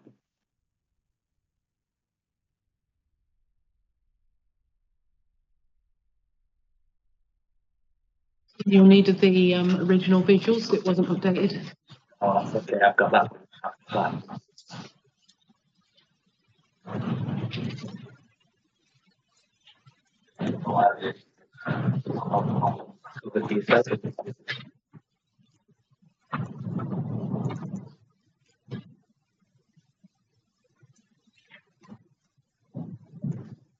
So viewpoint 13 is gap in the hedge life. It's not dissimilar actually in composition to the one we've just been looking at. It's just a little bit closer. They're both to the south, both quite similar really. They're looking across the same sort of rolling landscape. Again, this time we are considerably closer to Slickley and Streamster and to the site. So if you're taking a look again, starting with the wire lines, you can see in the view towards the site, Slickley is seen off to the right, very obviously within the moorland, which you can see down into from the viewpoint, and then it continues round behind hedges associated with the nearby house. The proposed development will be seen separate from that and slightly separated from Lock End. It will be a noticeable new feature, but nonetheless it's not as large as Slickley is seen in the view. I've assessed effects here as being medium scale of change. And in terms of how that translates for life, it is an occasional view from this area settlement. Both the ZTV study and site visits show that actually there's very few open views like this from this area. Most of it's screened by a combination of terrain and woodland, and then the hedges increase that so that you've just got a few of these incidental views. So effects on life and how, which are kind of a grouped settlement area, if you like, are assessed at Appendix 7, paragraphs. I don't know if I've got that written in my notes, actually. Appendix 7.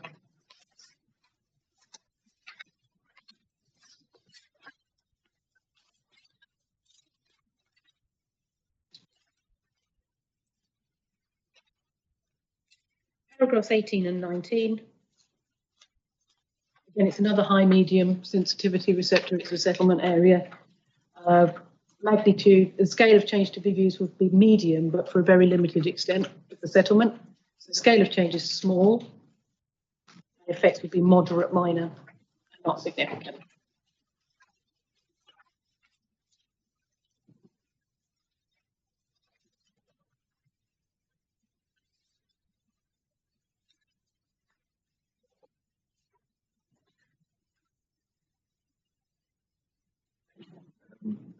To the council. Anything to add or to explain your own conclusion?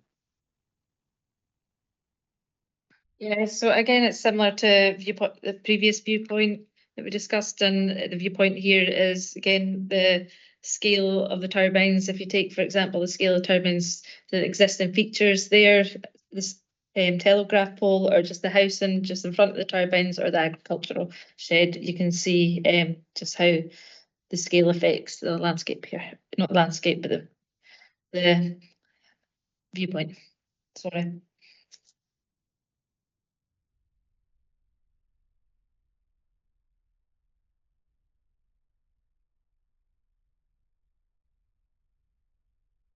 Again, I have been to these different settlements, and I've viewed from the viewpoints themselves and from the surrounding areas. So, and traveling between viewpoints equally, I've had cognizance as I've been going of where the proposed development would be. So I'm happy with that.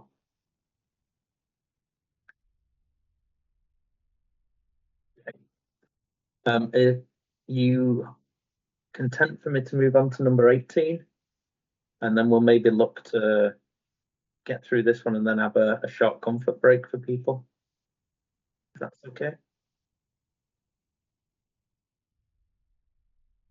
Yeah. Okay.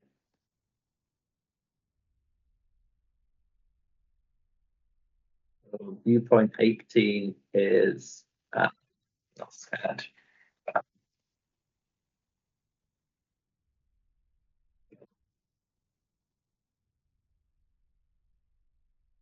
So again, if we're starting with the daytime panoramas, it's quite an expansive view from North Head.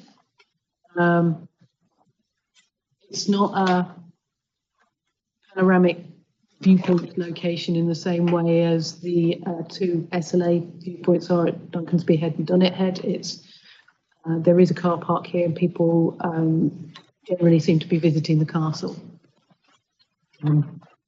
which you can see in the left-hand side of the second sheet of the viewpoint. So this location, the horizon in the direction of the site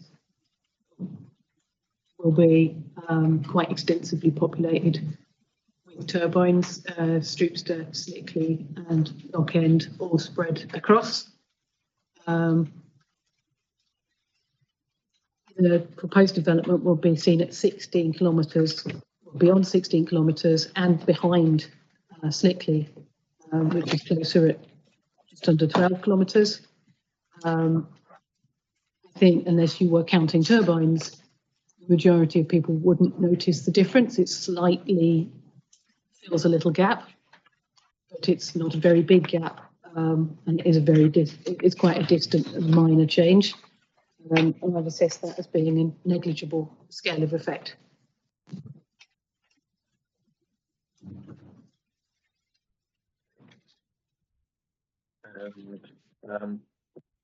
To the council.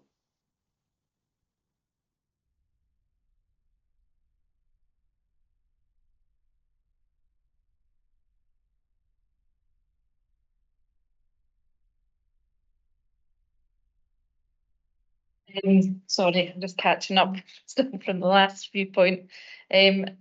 Just to reiterate about the last viewpoint, I mean, we have to accept that it is a close range viewpoint as well. It was, is it 4.7 kilometres distance wise, and I just want that to be noted because I don't think I raised that.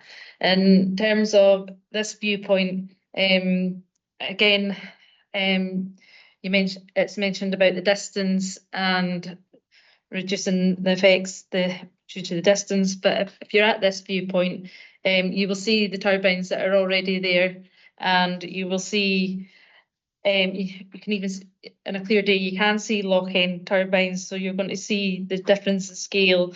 The turbines are going to infill the gaps between Stroopster and now Slickley and Lock End, extending the extending the extent of turbines from that viewpoint. And this is a viewpoint that is visited quite a lot by visitors. Not only that, they'll also visit the beach down below, the secluded beach, which a lot of visitors go there to visit. They also, I mean, they're also there dolphin, orca watching, same as Dunnet Head and Duncansby Head. So I feel this is an important viewpoint.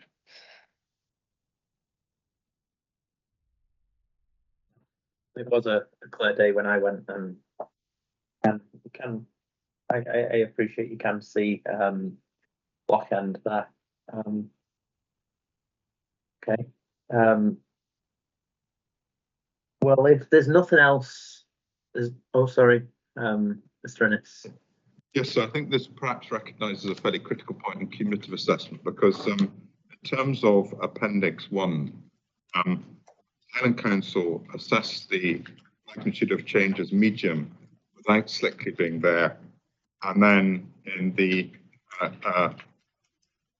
column 6, it's again medium.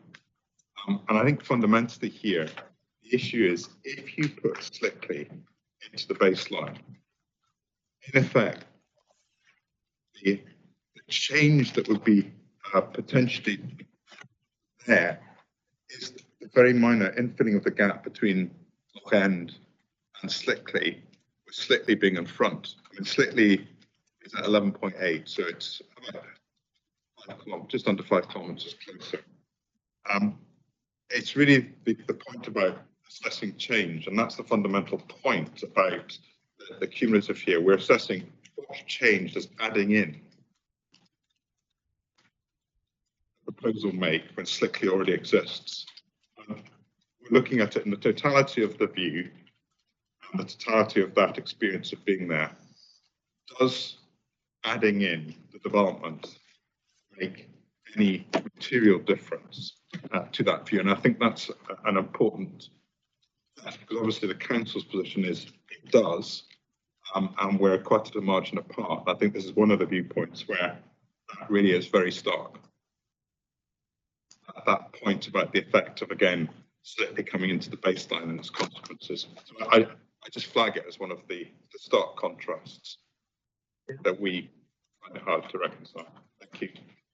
Yeah, I'd be happy to go back to the council to see whether or not the whether it factored in and why there was no change from medium with Slickley being consented versus with it not being in the system.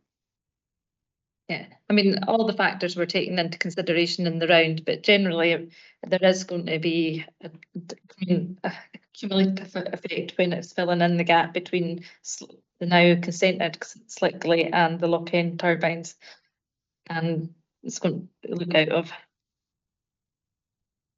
sync with the Loch End turbines. Okay, so the conclusion was that infill is having the same amount of an impact as if Slickley weren't there.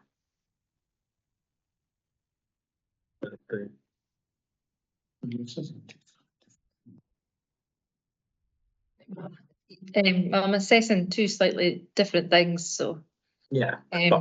so I'm still coming to the same conclusion with this one in my assessment.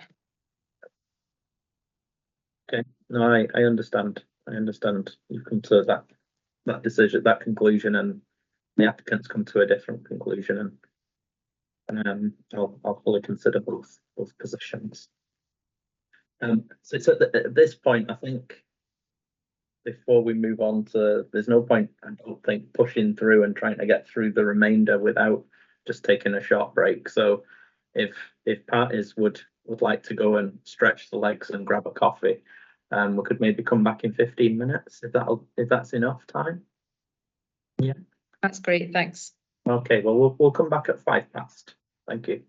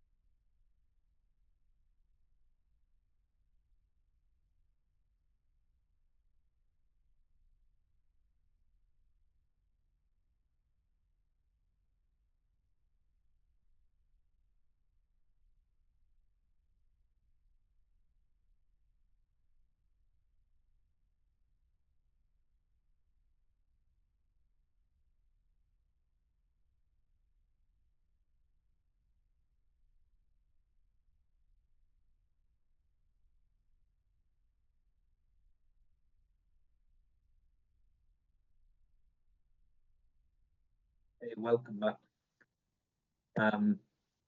We're now moving on to viewpoint 22, which is the last of the original viewpoints in dispute.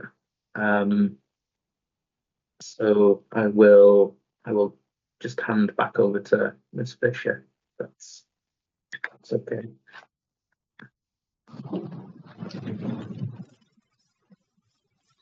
So again, if we're starting with the visualization, looking at the wire line, in this view, you can see the N836 sort of stretching away, and to the left of it, you can see the grassed dunes behind the beach, the bay, and then to the right, you can see sort of open landscape, telegraph poles, farm buildings, and you can see Lock End Wind Farm quite clearly from there amongst the telegraph poles. You would only have blade tips of Slickley visible, sort of largely obscured by the terrain, sort of amongst the farm buildings. And then Hollandmey will be seen in front, not in front, but larger than Lock End Wind Farm, spreading to the right and the left, so it occupies more of the horizon. And I've assessed effects here as being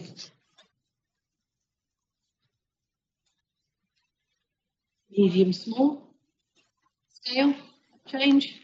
And it's again one of the viewpoints representing road users on AA 836. So receptors here, in my assessment, would be medium sensitivity.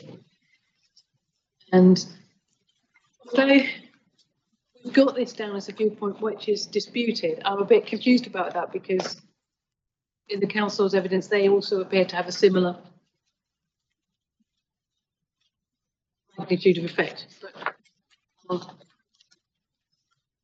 let them explain that, because I'm not sure that there is a dispute here, actually. Okay, I will hand over to the council.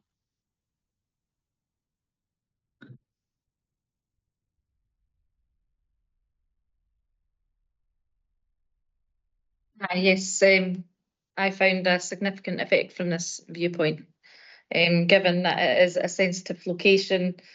It's on the roadside as you come out of Castletown, and the turbines are likely to be viewed on that road for around 2 kilometres.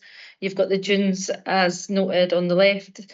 These are protected under the SSSI.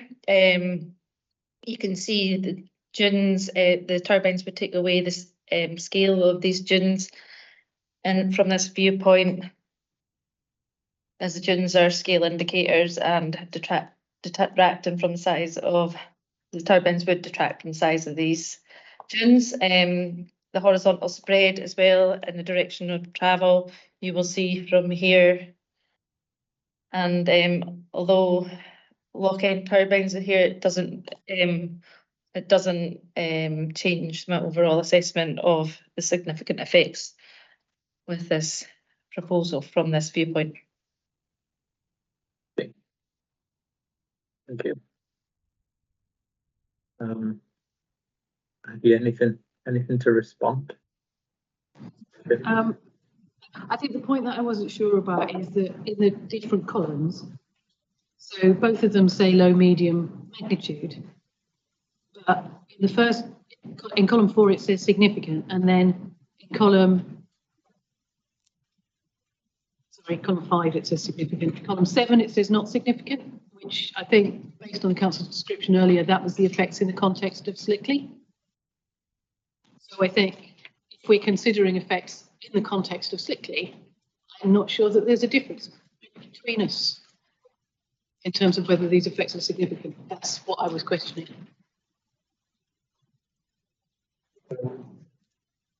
Looking at the right thing. I'm looking at the right one. You'll not, I took it as you wouldn't see Slickley due to the vegetation, so that's why there wasn't a significant cumulative effect on column. What's that column?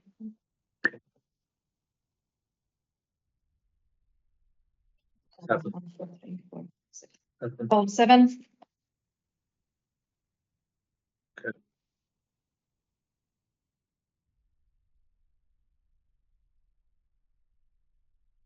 So the cumulative effect is not significant because you can't see slickly. Is that what you mean? Yeah, I mean, it does show that you can see the tips of slickly, but from that viewpoint, it's unlikely that you're going to see that tips of slickly. Okay, but in its own right, it's significant, as for the reasons you've just described. Yes, that's correct.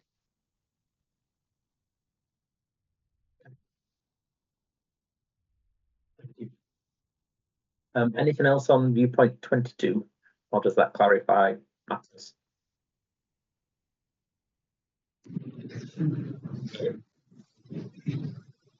Just probably to note the low medium magnitude of change even on the council's basis. Thank you.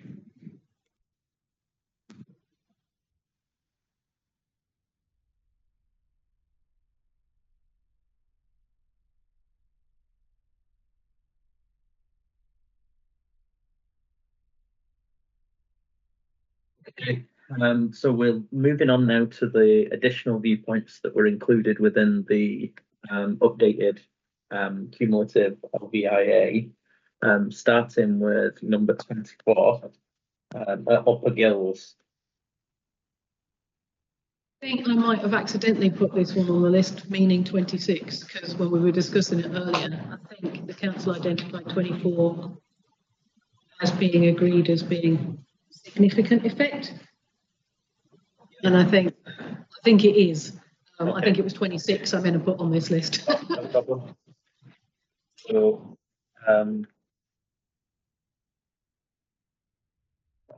So we'll go to 24 then. No, we've done 24, sorry. 25.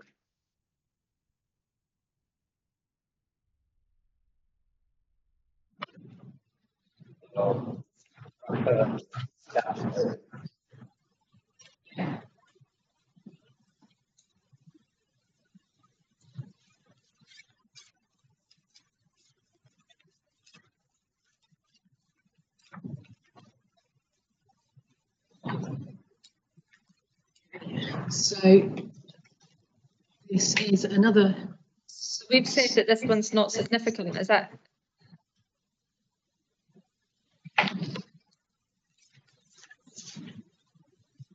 $25, is that right? Well, we've got it on the no agreement pile here. Are we saying that this one is not significant? Yeah. It's on appendix 1 of my hearing statement, viewpoint 25, not significant. Okay. Highland Council.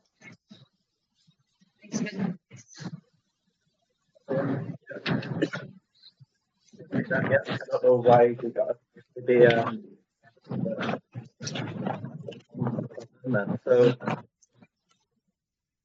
24 and 25.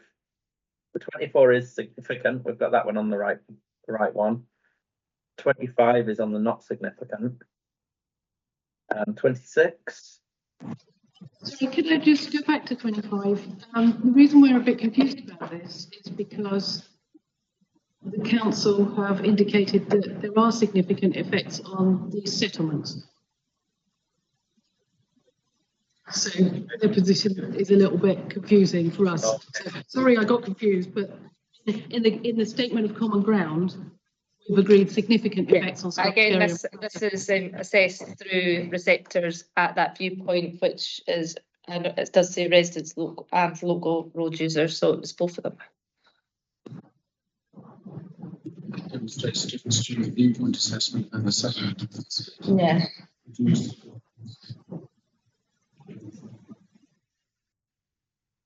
So we're on 25. Sorry, so sorry, going back to 25, it just demonstrates. Oh, sorry, you're on mute there. Sorry, It's I'm okay. just saying that that's an assessment. It just shows the difference between an assessment, a viewpoint assessment, and a settlement assessment from that viewpoint 25. So this is my viewpoint assessment from viewpoint 25 rather than the settlement. Okay. That makes sense. I think was it actually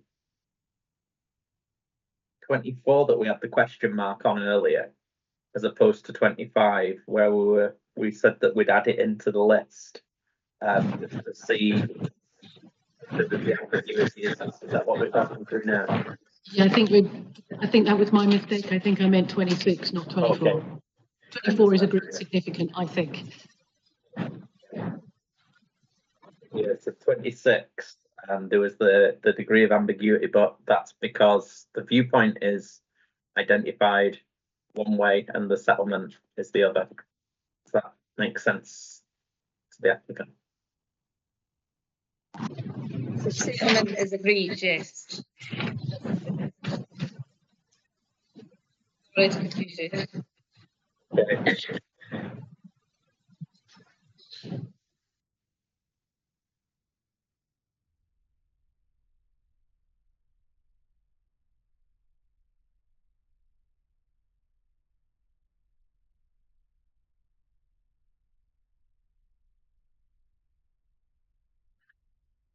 $26. You agreed on 26? Yeah, we keep in agreement with that one. That was not significant.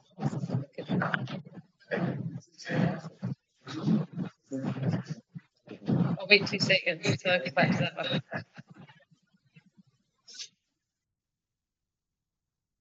May. We're on to May for 26.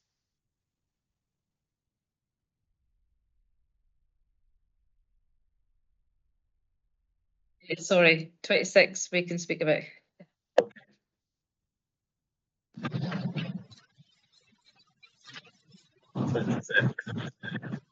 26 is at May, and it's on the A836.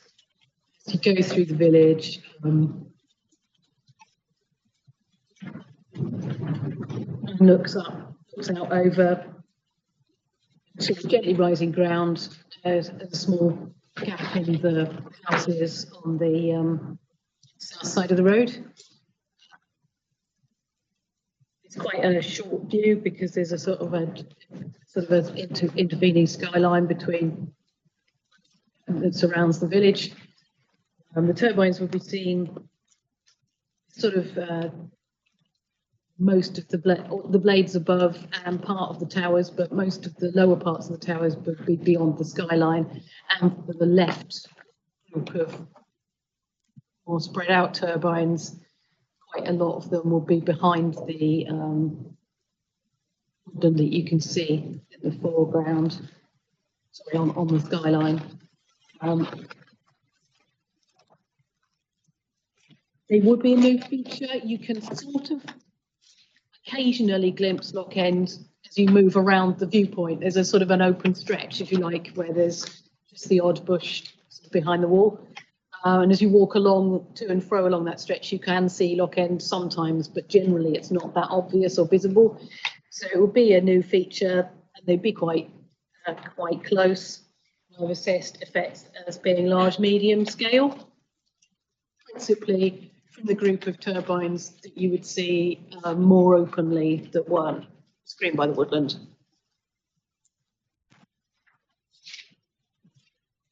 And in line with all of the settlement receptor groups that aren't designated, this would be high medium sensitivity receptor group.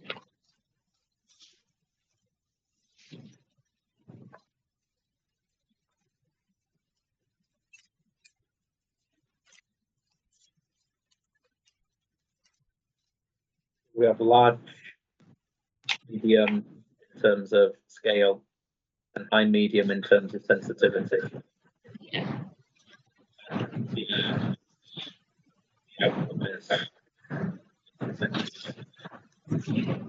For the village, yes, because I don't do an assessment for this viewpoint. So from the rest of the village, you don't actually get very much visibility. This is a very short stretch of visibility. And generally, the outward views in this direction are screened by vegetation and buildings. So it's literally a very small part of the village that you get this view from. So taking that into account, taking that extent of effect into account, it's a medium magnitude effect. Moderate, in my opinion, not significant.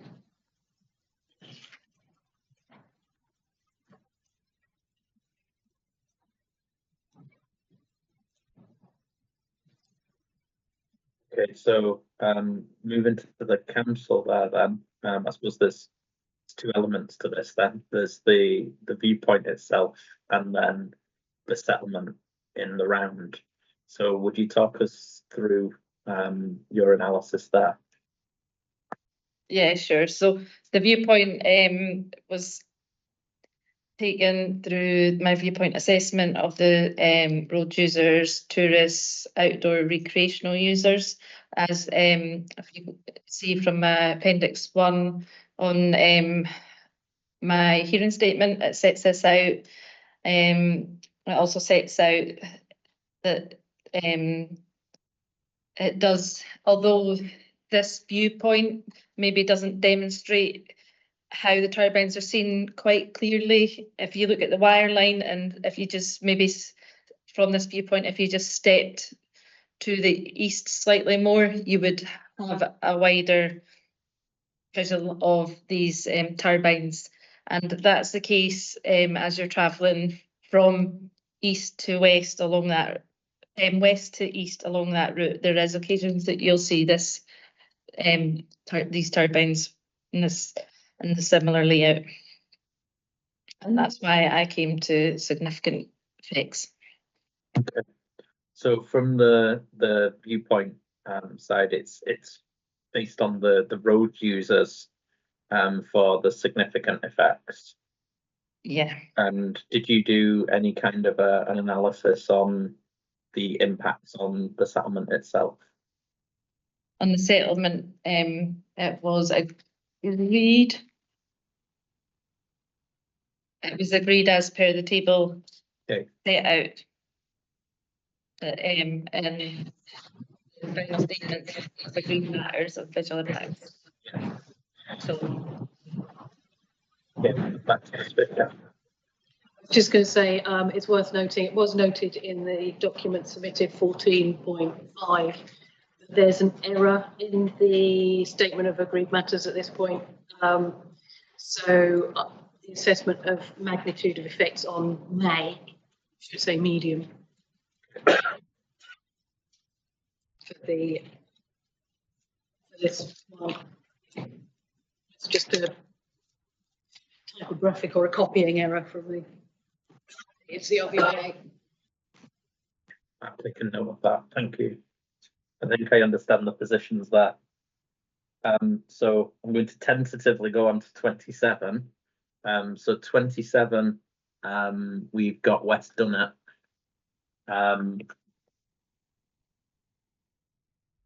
I'm not sure, this one may be agreed not significant. We didn't discuss it in the earlier conversation. Claire's nodding, so it sounds like we might be agreed significant. Yeah. Not significant. I'm going to try for the same on 28. yeah. They said, so are we agreeing not significant for viewpoint 27? Yeah, that's what. Yeah, that's fine. Yeah, Sorry, I thought you said significant there. No, and then we have 28 and 29 as well, which I don't think were mentioned earlier, but it could be. Now, when we were discussing things yesterday, I think we agreed 28 wasn't significant. Okay. Yeah.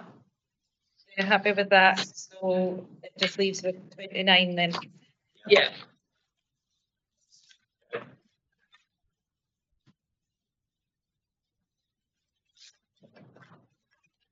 So 29 is each there.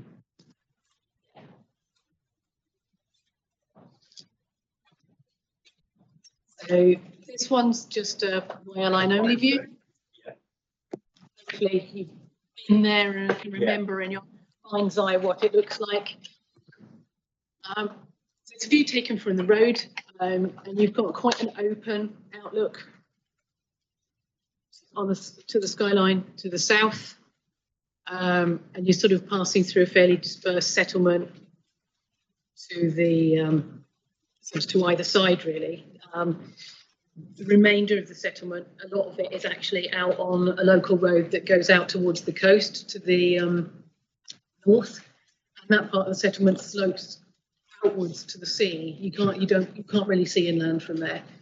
So this represents the sort of edge of the settlement of Eastmay, if you like. And there will be quite wide expanses. You can see from the wire line, it's stretching between Stoopster and Lock End. There'll be quite a wide array of turbines, but distant in the baseline. The proposed development will fill the gap largely, leaving just a small gap left to Slickley, and will be noticeably larger and closer than the existing turbines, forming quite a wide group. And I've assessed the scale of effect here as being medium. Not a new feature, but they are a noticeable change.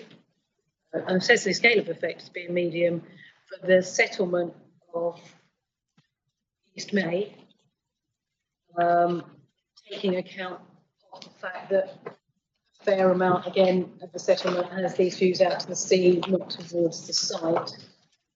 The assessment of effects is, I'm just going slow because I just need to remember where it is in the documents.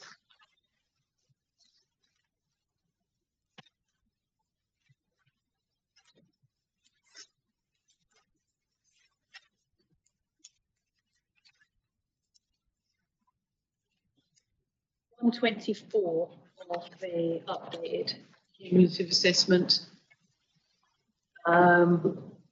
And so the magnitude of change I've assessed as medium small, just taking into account that about roughly half of the village is affected, and effects would be moderate first and not significant. So that's just below the threshold of significance.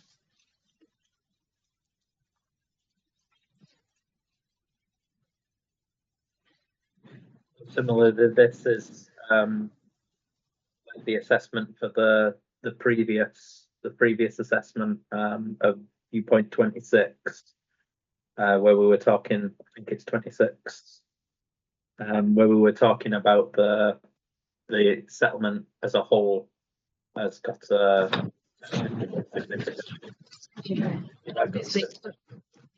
Sorry, carry on. No. I was going to say both of these also represent A836 road users, which we haven't yet discussed my assessment of effects. So I think we've been to every viewpoint now. We haven't actually discussed the effects in the round. We'll do that after we've done this one. We'll spend a little time in the round on a sequential effects for road users. That'd be useful. So presenting the council's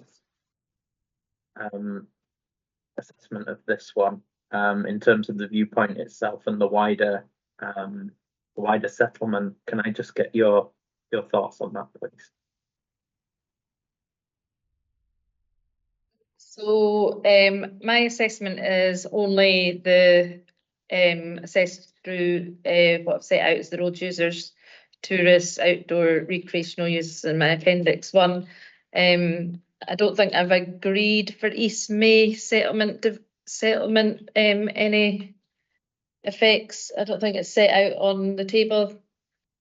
Again, this is a close range view and it's unlikely to have much screening of the development, so, and the horizontal spread and the introduction of more turbines from this view has resulted in significant effects in my assessment. This is only based on the wireline and my viewpoint visit. and knowledge of the local area. Thank you. Okay, so I do think that was the final viewpoint, but I would like to just have a quick discussion before we move on, although it could fall, I suppose, within the next item, which is other relevant matters. If we do just consider briefly the sequential effects on road users and the sensitivity of those road users. We have touched on this already, but it would be good to firm up positions from parties on that one. I'll go to the applicant first, because you've done the analysis of sequential impact on road users, and you've brought to our attention the ZTV and the graph as well. So I'll hand over to you to talk us through. Can I just Yeah. have 1 second to sort my documents out here? Sorry, just 2 seconds. No problem, yeah. So I've got the right one. While Claire's sorting, I just wanted to ask a question about which groups of road users do you want to discuss? We've had a discussion about the A99. We've got the A836 as well. There are also 2 groups of local road users. So there's the local road users in 5 kilometres and the local road users 5 to 12. Do you want to do all 4? Or are we just doing the long routes? Or what do you want to discuss? I'd be interested to hear about the A836 road users in particular. And then I think when we've gone through these viewpoints, I think that the impacts on the road users has helped to shape the council's position on their interpretation of the viewpoints. So yeah, something I noticed in the Greek matters, and there is an analysis there, and we could look at the within 5 kilometre road users as well. That'd be useful. We'll start with the A83. So for the A836, a couple of pictures to keep handy. I would stick with 7.5A in terms of the ZTVs. It's just a little closer in, but if we want to start out at viewpoint 7, we'll need figure 7.2, I think. Yeah, sorry, it doesn't quite. So 7.5A doesn't quite go out that far, so we'll need 7.2 to start west of so. Again, you'll find it a bit easier to sort of zoom in and move along to see the way the effects vary. And in terms of the text, the effects are described at 143 to 146 of the updated cumulative assessment.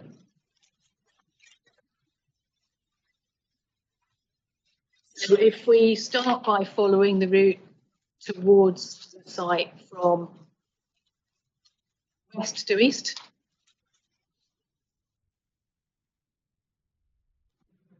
and the other thing to have handy will be the graph, which we had earlier. So figure 7.8A, which does the same job as the ZTV, just a different presentation, but it's got the cumulative sites on.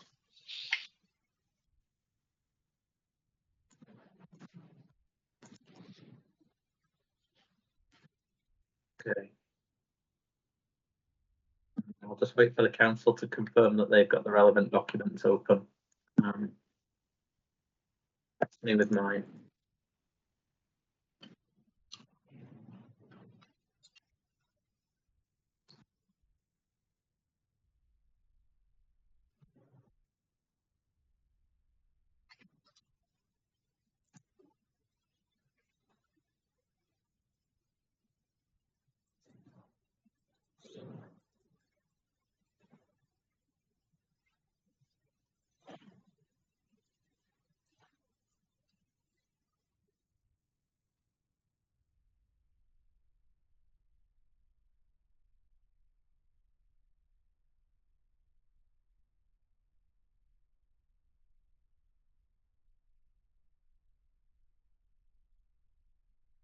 I've got them all now.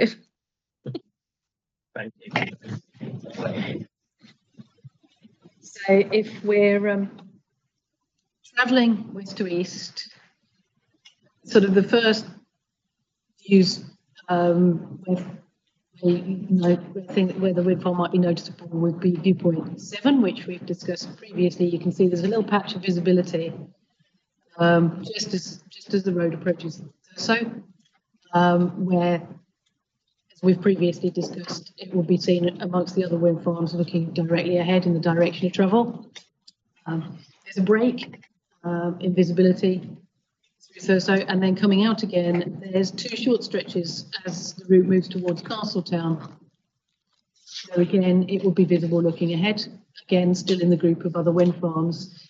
Now, we don't have a viewpoint in this section, but based on the assessment for viewpoint 22 and other viewpoints at a similar distance, I'd expect effects in this stretch approaching Castletown to be small scale.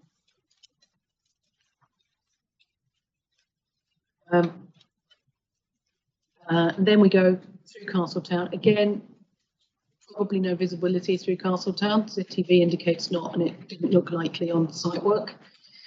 So the next stretch of visibility is that short, and again, as Claire mentioned, 2 kilometre stretch coming out of Castletown, where it starts to head round the bay. You've got views similar to viewpoint 22. Then as it continues round towards Dunnet Head, begin to lose visibility. There's a combination of sort of gently undulating ground and woodland, which screens views through the next section, and visibility remains quite intermittent until sort of just the area north of the site, sort of slightly northwest, shall I say, as it passes Ratter and heads towards May. Again, you'd expect slightly increased magnitude of effects here as it heads towards May and the closest point on the route. And then after that, for eastbound drivers, it's moving more or less behind you, though again, you'd see it to the side as the route heads southeast from East May at viewpoint 29, because the route turns round slightly, so it will come back into view off to one side. So again, effects there similar to East May, but beyond that, then there's quite limited visibility. So basically, we've got short stretches of different amounts of visibility. That's sort of small scale effects increasing as you come into Castletown and through it, and then quite a brief burst of large medium scale effects and medium scale effects as it passes sort of between Ratter and East May. And that's if you're heading east. If you're going west, we do it in the opposite direction. So coming from John O'Groats, you can see there's very limited visibility, mostly just blade tips, occasional hubs passing through the settled areas sort of along the coast between John O'Groats and sort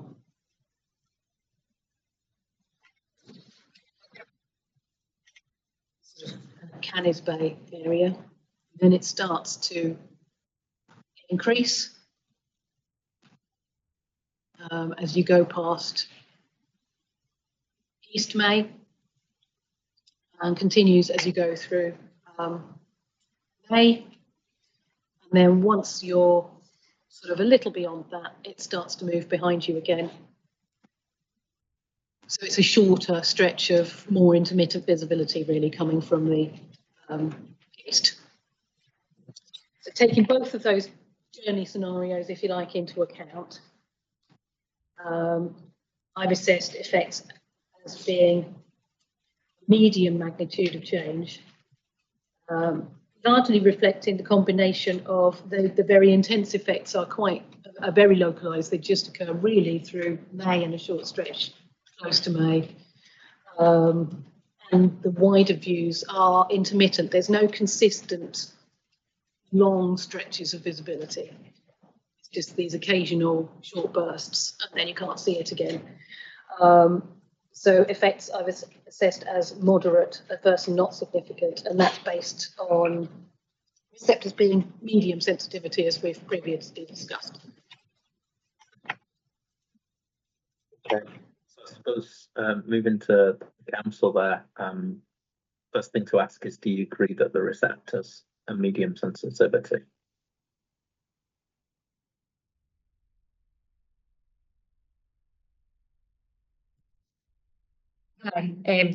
No, I mean, you'll see from my appendix 1 that mostly I disagree with the weight attached to the receptors on the North Coast 500 scenic tourist route.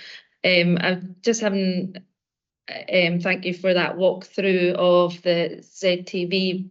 I'm not seeing much breaks from the tip height, the tips of the turbines going along from, other than the lower like settlements such as Thurso and Castletown, obviously, because it's got quite a lot of screening.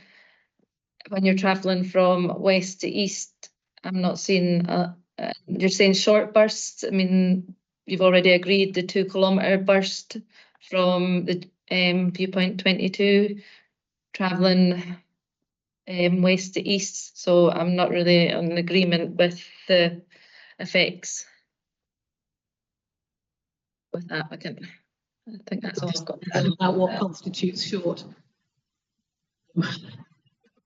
So, yeah, I mean, well, I've just said I don't think there's much breaks along that route, and that's from 20 kilometres. I see what you're saying. Yeah, it's I have the document before me. I can see the extent of those breaks, and I'm happy. And I can see the analysis from both sides on that. So, you know, I'll take the different views into account there. So that is the North Coast 500 route then along the A836. That's the promoted route. Part of it, yes.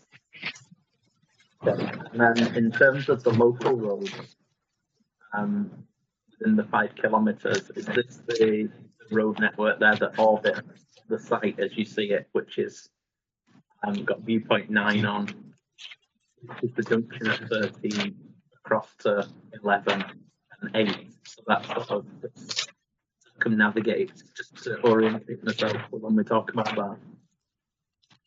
Okay. Okay. Well, if you'd like to just talk us through the impact on those local roads, that would be excellent. Thank you. okay, so I think this group is agreed significant. So it shouldn't be. So again, this assessment is provided at 147 to 149. The updated cumulative assessment. In terms of considering sensitivity, I've considered that road users would be of medium susceptibility. They're not travelling to look at the view. They're just undertaking local journeys. And none of the routes are within designated areas, so it will be of community value. Combining those together, I get medium sensitivity. As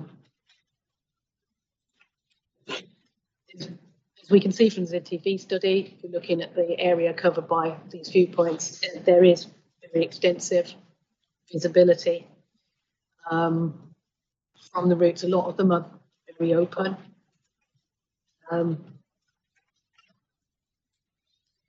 And the effects I've identified at the viewpoints are typically large or large-medium scale for all of this group.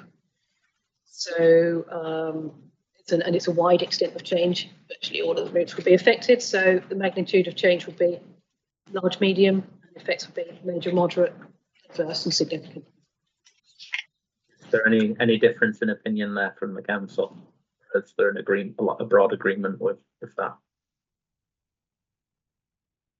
There is a broad agreement to an extent, but some of the local road networks also impacted by the National Cycle Route 1, which I've attached a slightly higher sensitivity than to these routes.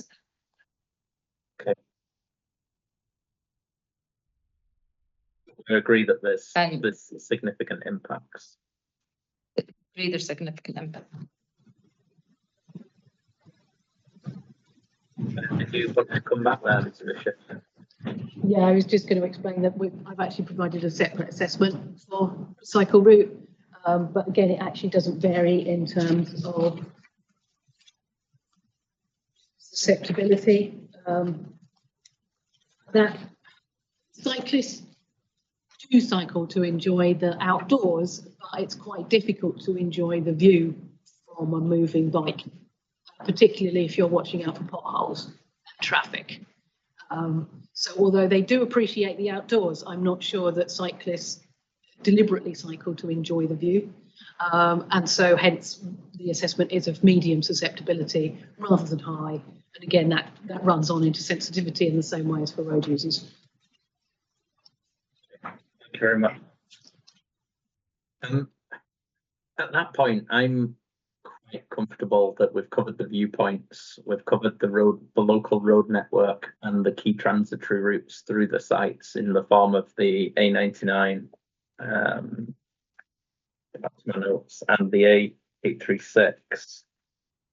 Is there anything else that anybody would like to discuss in relation to the viewpoints before we move on to the final point in this agenda?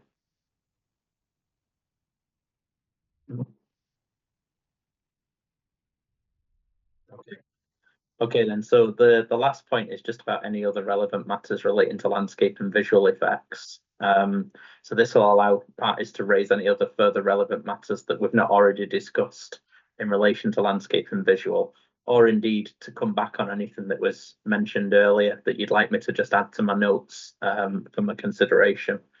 And I'm going to start with the applicant on this one.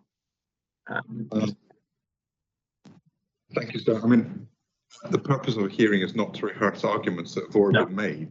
So, as I say, I think we've had a fairly fulsome discussion today, and this isn't the room to start going over things again. So, we're very comfortable that you have comprehensively discussed the issues between us, and no doubt we'll consider the wider evidence that's already before you. But, we have no particular further points to make at this stage today. Thank you. Thank you. And the council?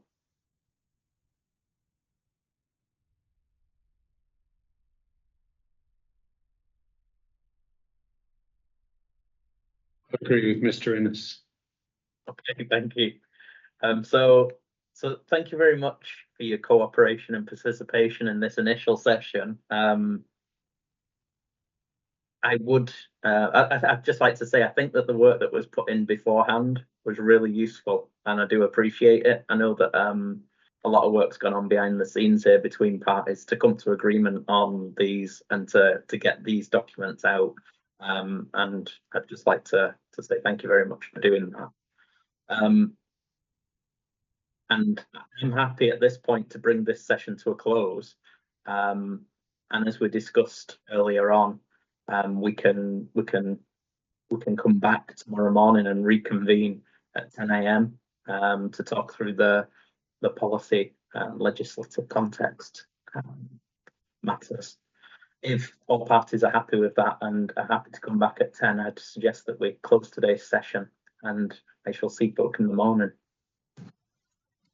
Thank you, and try my best to be ready for 10 o'clock tomorrow. Okay, thank you very much.